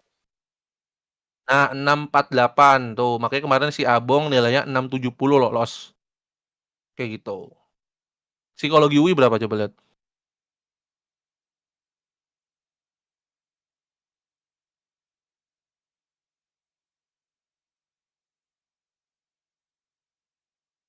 Ilmu psikologi, Gen. Tuh, psikologi gimana susah tembus, Bro. Nilai paling kecil 691 lu bayangin. Pantesan susah banget nembusnya, coba kan. Dah, di cancel, dah Gen, balik lagi ke PPT. Gitu. Teman-teman semuanya ini padahal tinggal dilihat datanya nanti ya. Malah emang Anda menyuruh saya untuk ngebuka satu-satu gitu. Rugi dong. Sorry ye, nggak mau gue. Kayak gitu. Kan? Dah, Gen. Jadi buat teman-teman semuanya udah nggak perlu lagi khawatir terkait masalah ini. Saran terbaik gue adalah tetap ambil pilihan 1 dan pilihan 2 di PTN terbaik. Kalau Anda mau mengambil resiko besar, ya kan? Tinggal yang tadi kita lihat, share slide sebelumnya, Gen. Ya kan? Tinggal yang kita lihat nanti, gitu kan. Ketika Anda berani ngambil resiko besar, maka Anda harus bertanggung jawab atas konsekuensinya. Gitu. Berani nggak? Ya kan, konsekuensinya. Gitu. Siapa yang berani di sini ketik 69. Ya kan, kemudian ketik hashtag mimpi kita berharga. Tuh. Ya, 69 untuk tidak lolos dan ketik mimpi kita berharga untuk lolos. Padahal saya belum selesai ngomong loh.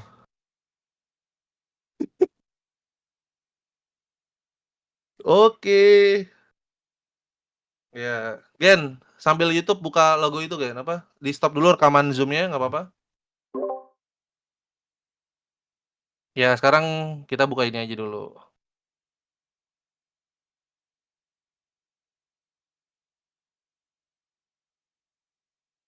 Ya, kita udah santai-santai lah gitu ya. Nggak usah terlalu tegang.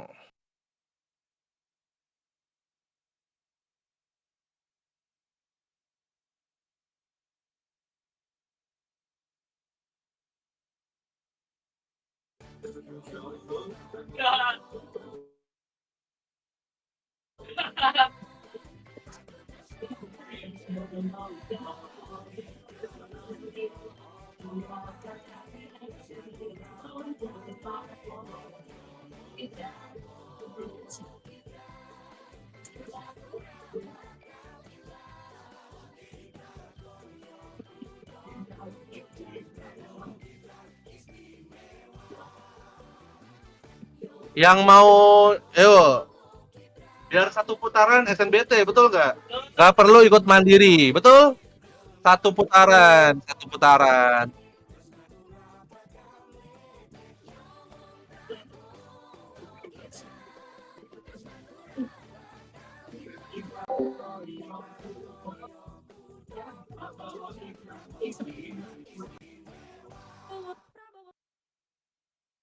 Ya, dengan memilih Prabowo Gibran, kita berharap bahwa SNBT satu putaran.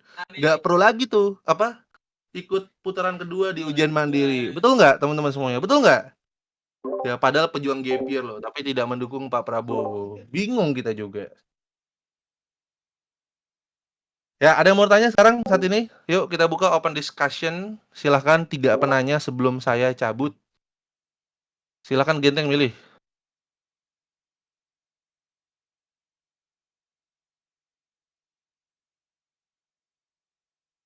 Kok dia lagi ya? Orang lama juga nih yang nanya.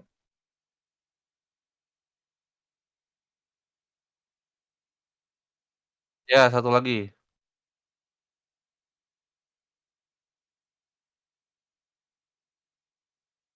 Ini masih Jaki yang kemarin jadi orang Arab ya.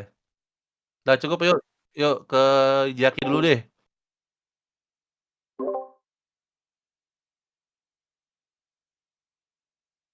On cam, kalau nggak on cam langsung kick. Pak, jangan komen dulu teman-teman semuanya ya, biar kita bisa bisa itu, ngangkat orang yang mau ngomong. Yuk, ayo Zak.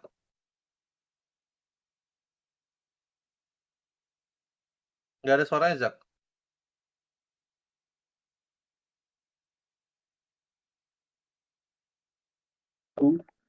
Tes, halo. Halo, Udah masuk? masuk Mas. Masuk. Oke. Ya, aku kan kebetulan aku mau nanya nih, Bang. Aku kan kebetulan kelas 12 terus ya eligible juga sih. Jadi aku ada kesempatan buat daftar di SNBP. Tapi tuh aku sekarang lagi ada di fase-fase kayak domba tersesat gitu. Kayak nggak ada penggembalanya. Kayak aku dibiarin aja gitu di padang rumput, dibiarin buat nyari makan sendiri, apa-apa sendiri gitu. Dan kebetulan sekolah aku juga itu nggak masuk 1000 besar, akreditasi masih B, dari Karawang juga.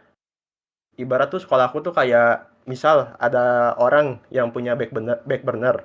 Si orang back burner ini dia punya back burnernya lagi gitu. Kayak wah nggak masuk radar pemerintah ini mah sekolahnya. Oke, Terus betul juga betul. kayak sekolah aku itu juga mungkin yang eligible-nya banyak. Cuman yang lolos di SNBP itu mungkin menurut aku di tahun kemarin tuh yang lolos kurang dari 20% angkanya. Jadi banyaknya yang nggak lolos eligible, Unsika ya, mereka juga lolosnya juga kebanyakan Unsika ya. ya benar. Uncikaya itu masih susah ditembus lewat SNBP. Masih cuman tahun kemarin tuh 5 orang doang yang tembus di Mm-mm. SNBP. Sisanya mana? Untirta atau mana? Atau si Unsil? Sisanya, sisanya kerja Atau bang, Uin? Oh, kerja part time di kafe. Antara kerja di part time dan ada yang jadi VTuber tuh kalau nggak salah. Buset dah. ya, oke. Terus kan ya mungkin menurut aku tembusan-tembusan buat ke PTN Top itu belum ada sama sekali. Mungkin ada, cuma itu tahun-tahun dulu banget, kayak 2 atau 3 tahun ke belakang gitu. Itu juga seorang doang, misal kayak ke Undip atau enggak ke IPB. Dan itu juga Oke. jurusannya yang sepi peminat pastinya, enggak yang keketatannya tinggi gitu. Tapi itu lolosnya lewat apa? SNBP apa SNBT? Ada yang lewat SNMPTN, ada yang lewat SNBP. Jadi masuk PTN Top itu SNBT. ya alhamdulillah. SNBT belum ada yang tembus ke PTN Top sih, cuman lulusnya itu lewat rapot semua, tapi di jurusan yang menurut aku itu sepi peminat, yang kurang lah. Mhm. Dan aku kan kebetulan di sekolah itu sekolah aku tuh sekarang udah menerapkan kurikulum merdeka, jadi nggak ada pengelompokan IPA atau IPS. Tapi di kelas aku itu, ya rata-rata mapelnya itu masih IPA. Cuman aku kuliah nanti itu, aku emang nggak mau nerusin ya kelas aku di IPA gitu. Aku mau linjur sedikit ke sosum. Karena aku ngerasa ya passion aku bukan di perhitungan atau data, passion aku itu di sosial sosial dan masyarakat. Jadi mimpi aku tuh selama itu pengen masuk antropologi UI. Cuman ya seperti yang udah dibahas kemarin gitu, kemarin-kemarin dan aku udah tahu kalau UI itu sangat memandang si indeks sekolah. Jadi ya nggak mungkin banget buat aku nembak walaupun idealis gitunya ke UI, dengan sekolah aku yang masih akreditasi B, nggak top 1000, goib, bahkan tanggaku sendiri nggak tahu SMA aku itu di mana, Karawang lagi. Jadi ya aku sedikit melipir dan mencari opsi lain gitu yang Ya. masih ada hubungannya sama jurusanku. Dan aku baru ada mantepin satu pilihan ke IPB, yaitu jurusan Sains Komunikasi dan Pengembangan Masyarakat. Yang menurut aku itu masih ada hubungannya dengan antropologi masyarakat dan ya interaksinya. Tapi setelah aku konsul sama orang tua aku kemarin, ternyata di jurusan aku itu nggak, maksudnya memang ada lebih dikit cocoknya di antropologi, cuman hanya fokusnya di bidang kemasyarakatan doang. Sedangkan aku tuh lebih orang yang pengen tahu kayak asal-usul dari suatu hal gitu, kayak kebudayaan, sejarah, tradisi, dan segala macam. Sedangkan di IPB itu ya lebih fokusnya ke masyarakat doang. Nah, dari sini aku nambah bingung lagi gitu, kayak ya mau nembak ke PTN lain yang ada antropologinya, alumninya masih nggak ada gitu. Yang ada cuma di IPB doang, dan itu Dari pun pertanyaan lu pengen dapat jawaban dari gue apa? aku harus gimana gitu? Apakah aku harus masuk ke jurusan yang sekiranya mirip-mirip, cuman nggak sesuai banget sama mimpi aku, atau aku harus gamble dan idealis masuk ke Oke. PTN top yang ada antropologinya, dan tapi dengan indeks sekolah yang sangat-sangat buruk sekali Ya, gitu. gue akan bilang bahwa mending lu ambil tetap pilihan satu antropologi dan udah nggak usah milih apa-apa lagi. Dan tetap belajar SNBT. Gitu. Pertama yang tadi gue bilang, namanya peluang itu kita nggak ada yang pernah tahu. Lolos atau enggak. Nah cuman tiap tahun anak alternatif yang lolos SNBP itu ada aja. Ada aja. Nih gue kasih tahu ya, anak alternatif tahun lalu yang ikut mentoring ini, mereka akhirnya memutuskan untuk ngambil pilihan satu sesuai dengan mimpi mereka. Dan ada sekitar 90 anak alternatif yang lolos di jalur SNBP. Kayak gitu. Dan lebih dari setengahnya, kebanyakan malah keterima di pilihan satu yang sesuai dengan mimpinya. Gue inget banget kayak Afifah Khalifah, dia milih FHUI, keterima di SNBP. Padahal dia bukan dari top 1000 PTN. Kemudian ada yang dari Sukabumi, dia ngambil arsitektur UI, dia keterima juga. Ada yang ngambil di apa tuh STT apa tuh gue lupa tuh yang teknik dirgantara itu di ITB dan dia nggak FTMD dan dia pun keterima gitu karena ini cuman masalah tentang keberuntungan dan kita pun kalau keterima atau enggak gitu kan itu nggak punya rasa penyesalan apapun itu ya kan lebih baik pilih pilihan yang terbaik aja karena kenapa yang tadi gue bilang kalau lo keterima di PB dan itu cuman mirip lu akan selesai tidak lagi bisa memperjuangkan lu untuk ngambil antropologi UI. Karena kenapa? Blacklist keterima SNBP itu bukan berlaku 1 tahun ini aja, tapi sampai tahun-tahun yang akan datang. At least lu nggak bisa lagi berjuang untuk mendapatkan antropologi UI. Gitu. Jadi itu yang gue mau bilang ke teman-teman semuanya. Ya kan? Kalau lu pengen masuk akuntansi UI, ya kenapa harus nego? Ya kan? Kenapa harus nego untuk mimpi lo? Ya kan? Bayangkan apakah diri lu pun mau dinego untuk hal seperti itu, untuk hal besar yang kita anggap sebagai pilihan hidup kita, gitu. Ya, Jadi tetap idealis sesuaiin sama isi hati aku ya. ya kalau gue sih kayak gitu. Anda Top. berbicara dengan orang yang salah ketika gue bakal ngasih ke pilihan-pilihan yang similar gitu ya, atau yang mirip-mirip. Gitu kenyataan antropologi UI itu nggak ada yang mirip. Yang mirip dengan antropologi UI itu cuman apa? Sosiologi desa IPB dan itu pun S2. Bukan sosial dan pengembangan masyarakat. Gitu. Antropologi itu konteksnya itu belajar tentang masa lalu, sama seperti program studi ilmu sejarah, tapi fokusnya itu ke masyarakat tradisional, masyarakat rural, pedesaan dan segala macam. Jadi itu nggak bisa disamain dengan pengembangan masyarakat dan pengembangan desa IPB misalnya kayak gitu. Komunikasi Ya, pengembangan masyarakat ya. ya beda, beda banget. Kayak itu. Gue malah ngelihat jurusan yang lu ambil itu lebih ke arah kesos sih, kesejahteraan sosial malah bukan antropologi UI. Kayak gitu. Apalagi kalau kita bicara antropologi sosial UI, itu lebih ke ngomongin tentang masyarakat urban dan perkotaan. Kayak gitu. Jadi buat teman-teman semuanya yang anak-anak kelas 12, saya ingetin lagi, ya kan lebih baik Anda ngambil pilihan satu sesuai dengan apa yang Anda mau. Ya kan, banyak anak alternatif loh serius. Tahun lalu yang akhirnya malah keterima, bahkan ada yang keterima FKUGM gitu. Di saat semua gurunya bilang jangan ngambil kamu dari SMA di Blora, ngapain ngambil FKUGM dan dia keterima FKUGM. Serius. Kayak gitu. Lewat jalur SNBP. Ya kan ada juga yang keterima psikologi UI jalur SNBP. Ada juga yang keterima HI di apa ya, gue lupa HI Unair atau HI apa, itu lewat jalur SNBT. Intinya tahun kemarin, meskipun gue nggak minta teman-teman laporan ke gue ya, keterima jalur SNBP atau enggak, tapi mereka ngelaporin, dan gue nggak tahu kenapa mereka berterima kasih bahwa ngeyakinin ke mereka bahwa pilihan mereka itu nggak boleh berubah gitu.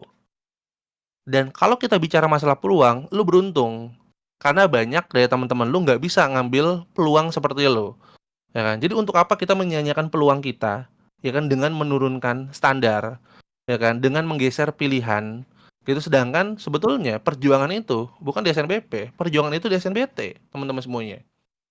Kayak gitu. Sekarang lupakan masalah SNBP, pilih satu aja. Saran gue pilih satu aja.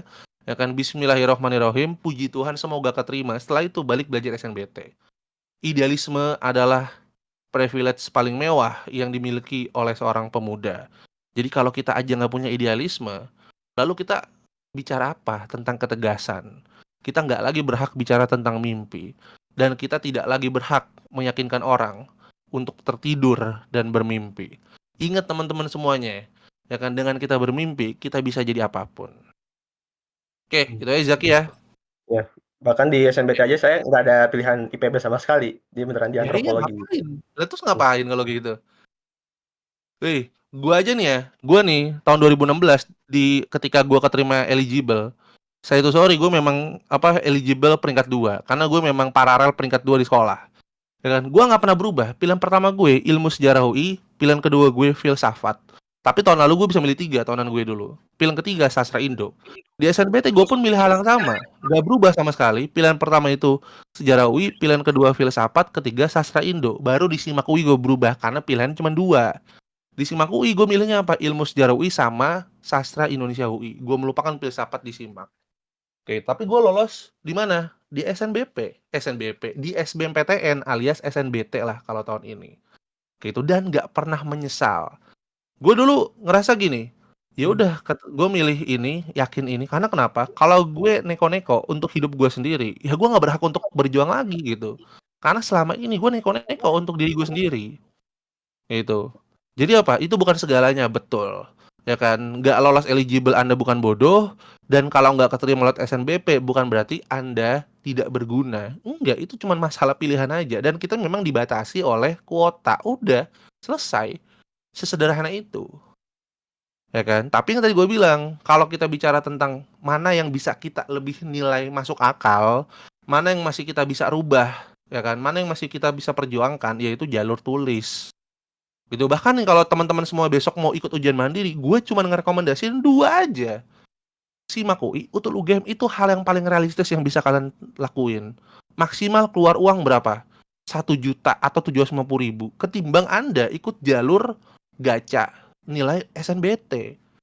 Gitu. Udah ada yang ikut 10, 11, 14, nggak ada yang lolos juga. Malah ujung-ujungnya keterimanya di mana?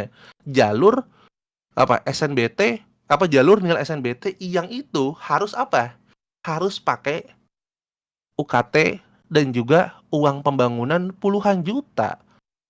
Ngapain, mending gap year, serius, ketimbang misalnya kayak gitu. Mending gap year lagi. Ya kan? Karena kenapa? Ketika kayak gitu kita hidup untuk bayar utang. Lu belum lulus kuliah udah punya utang, udah ngeluarin modal puluhan juta. Padahal kuliah di UI kayak gue cuma ngabisin uang 20 juta sampai lulus pun enggak. Tapi malah menghasilkan banyak uang selama gue kuliah. Kayak gitu. Cari ekosistem terbaik gitu. Jangan neko-neko untuk diri lo. Oke, itu Zaki ya. Oke, terima kasih Bang Romo. Semoga saya berjodoh dengan kampus Kuning tahun ini. Pokoknya nih, ingat. Kalau lo keterima antropologi UI, temuin gue. Ya, Amin. insya Allah besok gue jadi maba psikologi S2. Ya kan, temuin gue traktir di kantin FIB 1 bulan. Oke, siap Bang Romo. Saya juga punya janji. Kalau saya diterima di UI, saya bakal ngebotakin diri. Nggak guna. Ngebotakin diri tuh nggak berguna. Lebih baik lu punya uang 500.000, lu beli bubur, lu bagiin ke orang. Mending itu ketimbang ngebotakin diri. Itu nggak guna, woi. Kayak Kak Iksan dulu ya, gua kasih tahu nih, Kak Iksan, Pak D Iksan, sama gue sama-sama nazar dulu. Kalau kita keterima UI, nazarnya apa? Gue nazarnya ngehatamin Al-Quran sebelum lulus UI. Alhamdulillah pas gue lulus nih, pas gue keterima, gue baca Al-Quran, ngahatamin 3 bulan selesai, ya kan dikit-dikit. Kak Iksan, nazarnya sama kayak lu nggak berguna. Akhirnya apa? Sampai lulus nggak dilakuin. Nazarnya apa dulu? Berhenti nonton bokep 1 tahun. Sekarang masih menonton bokep. Jadi apa? Nggak berguna gitu nazarnya, susah dilakukan kayak gitu. Ya kan, jadi nazar itu yang kira-kira membawa dampak ke masyarakat aja deh gitu, jangan gitu. Kayak Kak Iksan lu mungkin nazarnya 2, ngelempar HP Nokia-nya ke danau UI, tiap mau ngelempar diomelin satpam. Ya kan, yang kedua nggak nonton bokep setahun. Kenyataannya sulit. Ya kan, dia nggak bisa ngelakuin itu. Oke, siap. Oke, terima kasih Bang Romo. See you in UI tahun ini. Ini serius ya, ini beneran kayak gitu. Ya, oke. Sudah, Pak, see you in Pak, UI tahun ini. Pak D kalau nggak bokep ya LGBT. Masalahnya gini, Pak D kalau nggak nonton bokep, kepintarannya menurun teman-teman semuanya. Ingat, ya kan, cari di berbagai jurnal apapun, semua, ya kan, orang-orang dengan intelektual di atas rata-rata manusia biasa, itu pasti kebutuhan nonton bokepnya tinggi. Stephen Hawking udah kena apa tuh, penyakit apa? Ya, penyakit lumpuh seperti itu, ya kan, dia setiap tahun langganan majalah Playboy, ya kan, Penthouse gitu kan. Coba, anaknya 4, istrinya 2 gitu. Itu Stephen Hawking, ya kan. Terus apa? Semua ilmuwan fisika tidak ada yang pernah istrinya 1. Einstein aja pernah menghabiskan 4 masa bersama 5 perempuan. Dengan pernah ngehamilin orang, ya macam-macam lah. Alan Turing ternyata apa? Pelaku LGBT. Ya kan, jadi memang kadang nggak perlu terlalu pinter ya, biar kita tuh nggak terlewat batas juga kayak gitu. Oke, thank you Bang Romo. Buat teman-teman Alternativa, see you di UI tahun ini. Semoga kita semua sukses. Oke, Kalau kita keterima di UI, kita bakal gini. Apa tuh namanya tuh? apa? Ini. Joget alul. Kalau ya siap. Pokoknya tahun ini harus minimal berapa ya? Tahun lalu kan di atas 200. Tahun ini kita minimal banget 500 anak Alternativa harus lolos di UI. Ya kan, minimal 1000 lolos di UGM. Kita wujudin, oke? Minimal UGM, maksimal UI. UI. Satu angkatan Alternativa semua. Oh, nanti kita kumpul di Balerung, kita pecahkan gitu ya. Gitu, biar nanti tidak ada lagi yang daftar Fahmi Faiz. Ya. Oke, sudah. Terima kasih Bang. Udah lanjut. Oke, ke apa ya? Gani dulu Gani ya. Boleh Gan?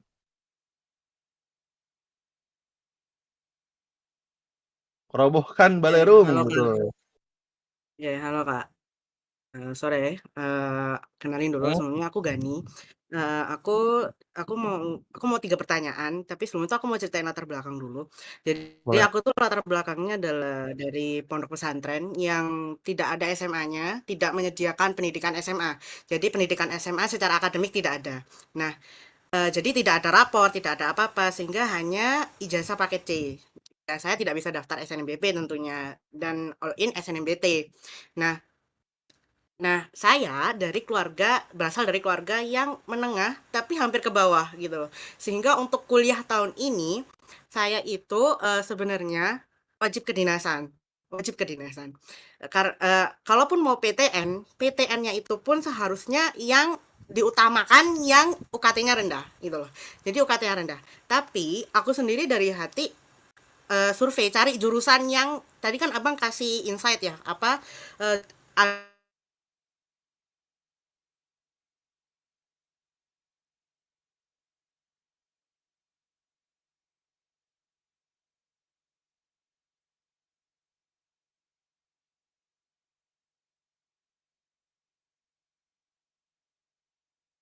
Wah, ngilang ya.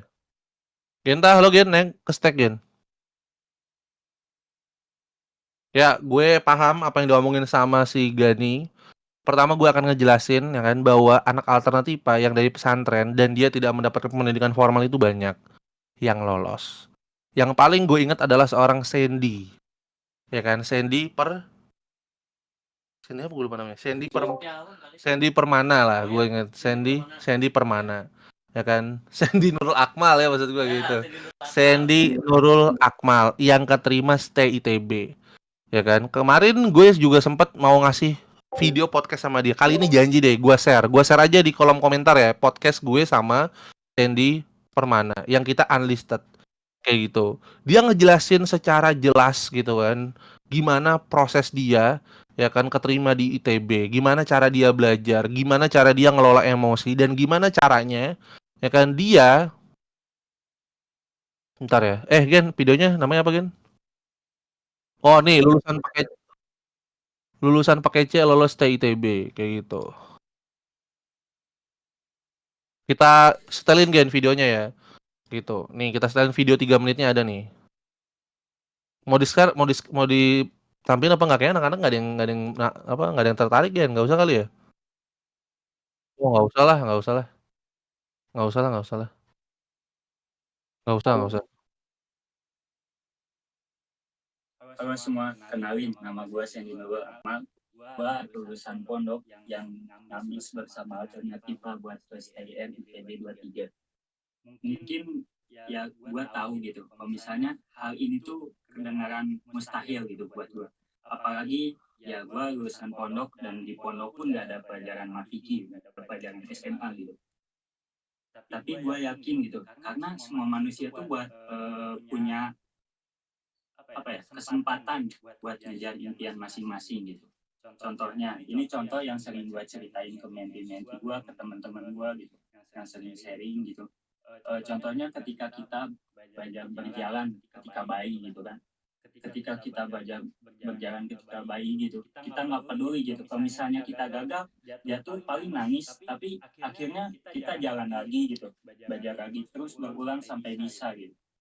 Dan juga gitu, kita juga nggak peduli kalau misalnya kita miskin atau kaya gitu, yang notabene ya kaya itu fasilitasnya lebih lengkap lah buat belajar. Kita tuh nggak peduli gitu, dan ini membuktikan bahwa pada dasarnya gitu manusia itu belajar dengan memanfaatkan apa yang ada gitu. Tentunya buat masuk PTN itu bukanlah hal yang mudah. Mungkin kalau misalnya disebutkan ya, dikatakan kita buat meraih impian itu harus kerja keras yang banyak gitu. Menurut gue kurang lengkap itu, karena kita butuh juga strategi. Contohnya, misal gue main game balap gitu. Di game balap itu kan biasanya ada map yang biasanya udah ditentuin jalannya. Tapi kebanyakan game balap kita bisa nyari gitu jalan alternatifnya, dan jalan alternatif itu salah satu strategi yang mempermudah kita buat nyusul player-player lain. Nah, kita juga sama ketika belajar habis ke PTN dan meraih impian tuh kayak gitu. Dalam tanda kutip, jalan pintas itu kan yang dimaksud dari sini itu yang mempermudah kita untuk meraih impian ya. Bukan jalan pintas seperti kalau misalnya belajar. Maksud gua jalan pintas di sini tuh bukan berarti kayak kalau dari belajar ya ngafal rumus cepat apalagi. Tapi bukan kayak gitu. Yang maksud gua jalan pintas di sini adalah cara mempermudah kita buat meraih impian itu. Contohnya nih, kalau misalnya dalam belajar, kita tuh harusnya carilah strategi. Gimana sih cara cepat gitu menguasai atau memahami materi tersebut. Buat teman-teman Alternativa, ingat selalu bahwa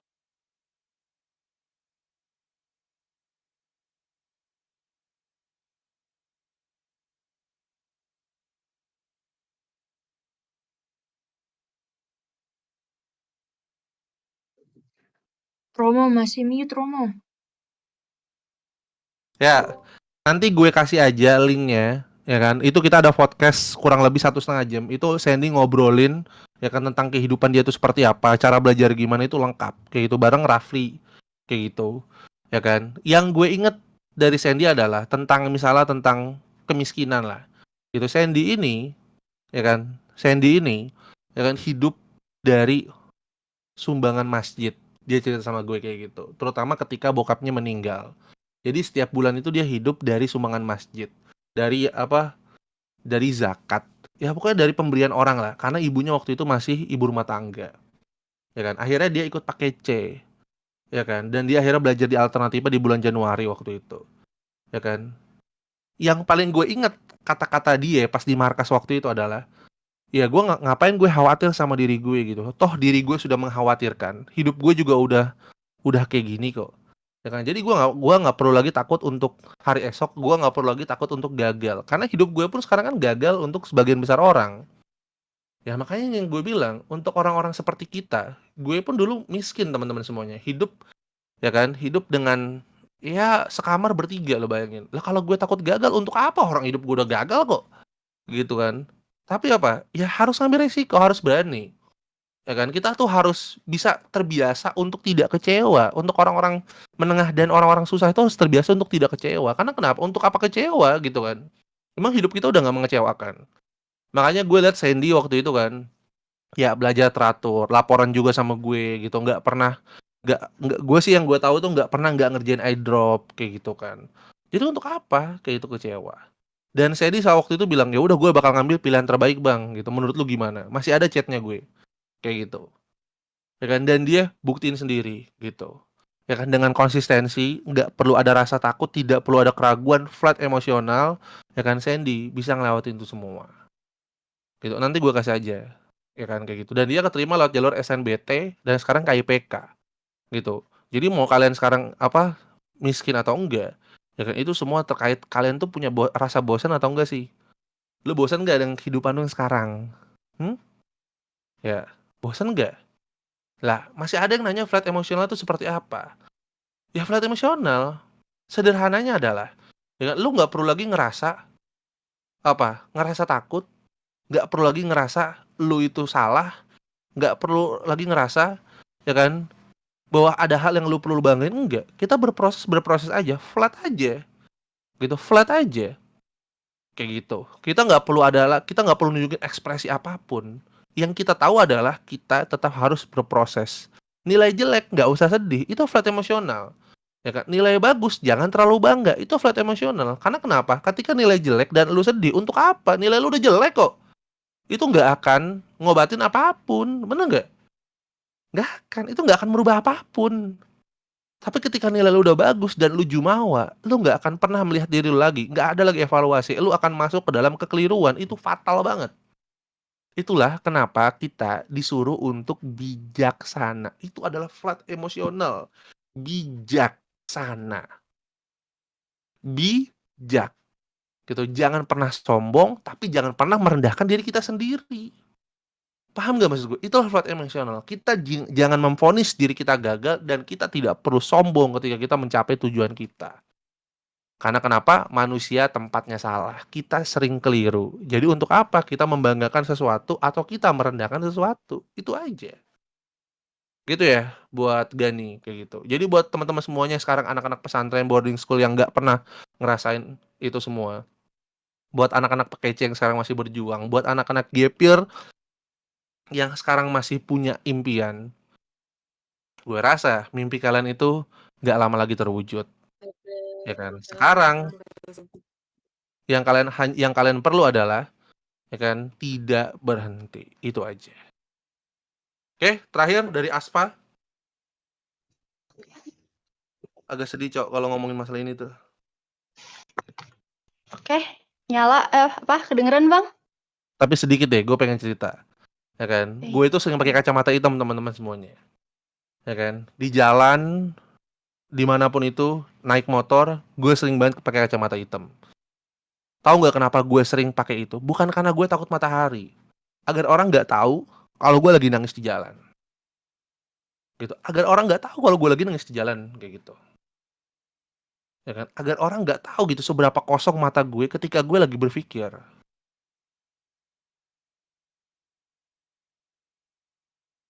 Ya benar kata Sohogi itu benar. Ya kan, nobody know, ya kan, see the troubles. I see nobody know my sorrow. Semua orang tuh cuma bisa nilai masalah kita itu nggak seberat itu. Masalah lu sepele. Ya kan? Tapi orang tuh nggak pernah mau ngerasain kesendirian kita tuh seperti apa. Makanya teman-teman nih, ya kan, gue tuh agak merinding loh kalau kita ngomongin tentang hidup. Karena gue udah bosan, sumpah. Ya kan? Gue bosan untuk diatur. Gue bosan untuk didikte. Gue mau ada diskusi. Gue mau ada kolaborasi. Meskipun gue orang yang gak nyaman untuk berkerumun di tengah orang banyak, makanya gue lebih suka online seperti ini dan menyapa kalian semua. Tapi gue seneng ketika teman-teman semuanya menemukan jalan yang tepat, gitu. Ya mungkin sampai sekarang lu masih ngerasa gue sebatas sebagai seorang edukator, ya kan, owner dari Alternativa, tapi enggak, bagi gue kalian adik-adik gue, makanya sangat semangat bagi gue untuk ngejalanin mentoring seperti ini. Di saat seharusnya gue bisa istirahat. Tapi enggak teman-teman semuanya. Gue udah janji sama diri gue sendiri, selama gue kuliah dulu, gue banyak ditolong oleh orang banyak. Banyak orang baik yang membantu gue. Dan itu adalah karma. Bahwa ketika gue mendapatkan hal baik, gue pun harus membagikan hal baik juga. Dan akan egois dan bersikap iblis kalau gue justru malah bersikap individualis ketika gue justru malah hidup, ya kan? Karena rasa kemanusiaan orang lain. Jadi teman-teman semuanya yang sekarang ngerasa miskin, yang sekarang ngerasa ragu, perbesar rasa bosan kalian. Berhenti untuk kecewa. Belajar bahwa hidup itu harus diperjuangkan. Karena kenapa? Besok kalian akan ngomong itu juga ke anak kalian, ke adik-adik kalian, ke istri dan suami kalian, agar kalian bisa hidup lama, agar kalian bisa memperbesar kemungkinan kalian hidup layak. Ciptain deh lingkungan sportif, mumpung kalian di Alternativa, teman-teman semuanya. Gitu. Oke, Aspa, boleh?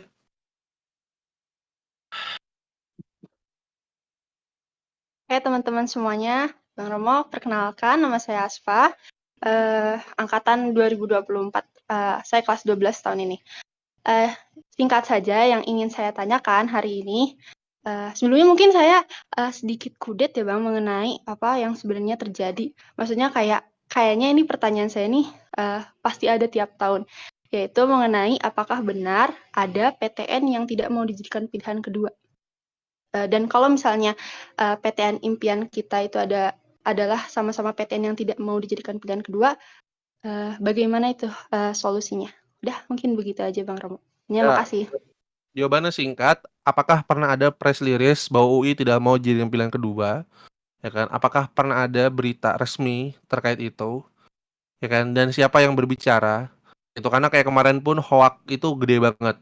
Contoh gimana? Ada orang yang bilang bahwa dia itu dapat dari kepala PNBUI bahwa tahun depan SIMAK UI nggak ada TKA. Ya kan? Seandainya pun itu benar, ya kan? Apakah betul? Ya kan? Emang informasi seperti itu. Sama seperti pembobotan yang sering disebarluaskan oleh berbagai macam orang dengan alasan apa? Kayaknya, sepertinya, mungkin, ya kan? Kita nggak bisa ngambil itu. Makanya buat teman-teman semuanya, pelajari dari kanal resmi LTMPT atau dari postingan Universitas Indonesia atau universitas lain sendiri. Karena apa? Universitas pun nggak pernah bilang sama sekali bahwa dia nggak mau dijadikan pilihan kedua. Tapi apa? Pernah Unair bilang, tapi bukan pilihan kedua. Tapi Unair bilang apa? Dia akan memprioritaskan mereka yang keterima pilihan satu karena nilainya sudah lebih masuk ke data penerimaan Unair. Jadi bukan masalah pilihan kedua atau pilihan ketiga, tapi kuotanya sudah penuh ketika teman-teman semuanya milih pilihan satu. Jadi apa? Kemungkinan PTN nggak akan menggeser. Kayak gitu. Tapi apakah ada berita PTN nggak mau dipilih pilihan kedua atau pilihan pertama? Itu nggak pernah ada. Gampang nggak cara ngebuktiinnya? Ya gampang. Ada nggak yang keterima SNBP di UI pilihan kedua? Banyak. Ada nggak yang milih UGM di SNBP dan dia itu naruh di pilihan kedua? Oh banyak banget. Ada.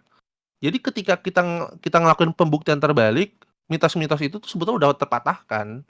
Gitu nggak perlu didiskusikan lagi. Tapi kenapa sih banyak orang yang masih mendiskusikan hal kayak gini? Karena banyak orang yang tertarik dengan konten seperti ini. Inilah yang menyebabkan munculnya nabi-nabi baru di Twitter, di Instagram atau segala macam. Dan gue pun yakin buat Asfa ya, gue yakin lu pun taunya bukan dari sekolah atau dari misalnya gitu ya postingan Instagram resmi Universitas Indonesia gitu. Coba kita survei ya, lu taunya dari mana berita itu kira-kira? Seringnya tuh dapet berita kayak gitu dari akun-akun di Instagram atau enggak akun dari Twitter gitu loh Bang. Terus jadi Ya. tahu dari teman-teman aja sih, nggak ada tuh dari kayak web Ya. resmi gitu. Nah, itu yang tadi gue bilang kayak gitu. Makanya tuh dari guru juga ada Romo gitu. Padahal guru pun nggak punya data apa data yang pasti gitu terkait itu. Ya kan dia cuman mungkin ya kalau guru BK malah cuman bilang kayak nih tahun lalu dia ngambil pilihan pertama lolos, tahun ini dia ngambil pilihan kedua malah nggak lolos.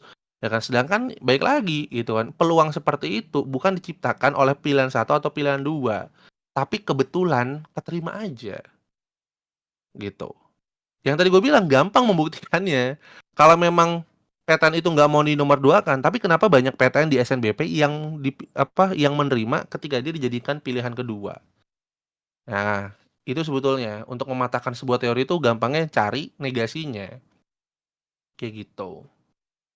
Nah, ketika lu dapet dari Twitter seperti itu dan banyak juga orang yang nge-share di Twitter, di Instagram, dia naruh UI, UGM, ITB di pilihan kedua dan lolos. Lalu mana yang harus kita percaya? Terserah teman-teman semuanya. Tapi kalau gue, ya kan, sampai UI bilang sendiri bahwa dia nggak mau dinomorduakan, gue akan selalu bilang bahwa itu mitos. Karena pengalaman gue jadi edukator dari 2016 sampai 2023, berapa tahun coba lu hitung? Ya kan, hampir 8 tahun, ya kan, mitos-mitos seperti ini selalu ada. Dan itu dari zaman gue pun kayak gitu loh, Aspa. Ya kan, lu kan sekarang baru lulus SMA dong. Ya kan, kemungkinan usia kita tuh beda 8 tahun. Tapi pas 2016, ketika mungkin lu masih SD atau SMP, gue udah mendapatkan berita yang sama. Di saat media sosial pun belum marak pada waktu itu. Ya kan, jadi buat teman-teman semuanya, nggak usah pikirin pilihan satu atau pilihan dua. Kalau lo pengen ngambil ilmu komunikasi UI pilihan satu, itu bagus. Kalau lo pengen ngambil ilmu komunikasi UGM pilihan dua, itu pun nggak masalah. Yang penting pilihan teman-teman semuanya itu bersumber dari hati. Ya kan, bersumber dari minat, bersumber dari kesanggupan teman-teman menjalani perkuliahan. Dan lagi-lagi yang gue bilang, ya kan, kalau lu diintervensi sama sekolah, ya kan, pilihannya cuma dua. Ya kan, kalau lu nggak mau diusik ya udah nggak apa-apa, saya nggak eligible juga nggak masalah. Itu yang gue saranin sama Aska waktu itu, yang anak Burjuis, dan gue nggak tahu dia milih atau enggak. Ya kan, kalau itu mempengaruhi psikologis lu misalnya untuk belajar SNBT. Tapi kalau bisa tetap masih bisa milih, ya udah perjuangin aja. Ya kan, untuk apa kita keterima di SNBP tapi itu bukan pilihan kita. Dan lu nih Aspa kehilangan kesempatan untuk kuliah di tempat terbaik lewat jalur SNBT dan jalur ujian mandiri hanya karena SNBP dan keegoisan pihak sekolah, kayak gitu. Sedangkan ketika lu lolos, apakah pihak sekolah akan datang ke rumah lu? Sabar ya nak, nggak keterima SNBP, udah belajar SNBT, ngingetin belajar juga enggak. Setelah lu lulus, apa yang dikenang guru itu cuma dua, lu itu nakal, ya kan, lu itu berisik, atau mungkin kelas lu itu punya banyak masalah. Ya kebanyakan kayak gitu. Iya Bang. Sebelumnya aku mau nyampein makasih banyak buat Bang Romo, karena aku banyak banget terinspirasi sama Bang Romo. Apalagi tadi kata-kata yang aku bakal catat hari ini sampai selamanya, bahwa kalau takut gagal, hari ini aku juga udah gagal, jadi ya udah, buat apa takut. Terima kasih Bang. Selamat sore semuanya teman-teman, semoga lolos di impian masing-masing. Semangat. Tapi jujur loh bener, gue tuh sedih kalau mikirin masa lalu gue gitu kan. Ya kan? Kan kita kemarin nonton ya film Nine Summer and Ten Autumn gitu kan. Gue tuh kayak ngeliat diri gue sendiri gitu loh. Sebelum gue nonton film itu, ya kan, gue gak pernah nonton film itu. Gue nonton film itu setelah gue kuliah semester 3. Dan hari itu gue nangis di jalan seharian, pulang kuliah di kereta gue nangis. Karena kenapa? Ya kan, gue bersyukur ke diri gue sendiri, gue berterima kasih ke diri gue sendiri karena gue mau mempertahankan pilihan gue. Seandainya 2016 gue lebih memilih kerja di pabrik atau kerja di Indomaret, sekarang gue nggak ada di hadapan teman-teman semuanya. Gitu. Gue sekarang akan memikirkan gimana cara dapat kerja di usia 25 tahun ketika, ya kan, usia 25 tahun itu udah batas bekerja anak-anak lulusan SMA di sektor formal. Coba. Itulah, ya kan, jebakan seperti itulah yang menciptakan kelas-kelas menengah dan miskin baru. Karena kita nggak punya kesempatan untuk ngelakuin perubahan. Ada yang nyuruh, tapi kan banyak yang jadi pengusaha. Lebih banyak mana yang jadi orang miskin? Kita kalau ngomongin masalah kesempatan, lihat probabilitasnya. Dari banyak anak satu yang nganggur, lebih banyak mana mereka yang sukses dan setidaknya bisa menjalankan kehidupannya, memperbesar kehidupan untuk hidup layak. Lebih banyak mana? Ya kan? Kalau kita dikasih pertanyaan kayak gitu, lebih banyak mana? Oke, dah itu aja untuk sesi mentoring kali ini. Ya kan, Genta, apakah udah dimatiin tadi rekamannya?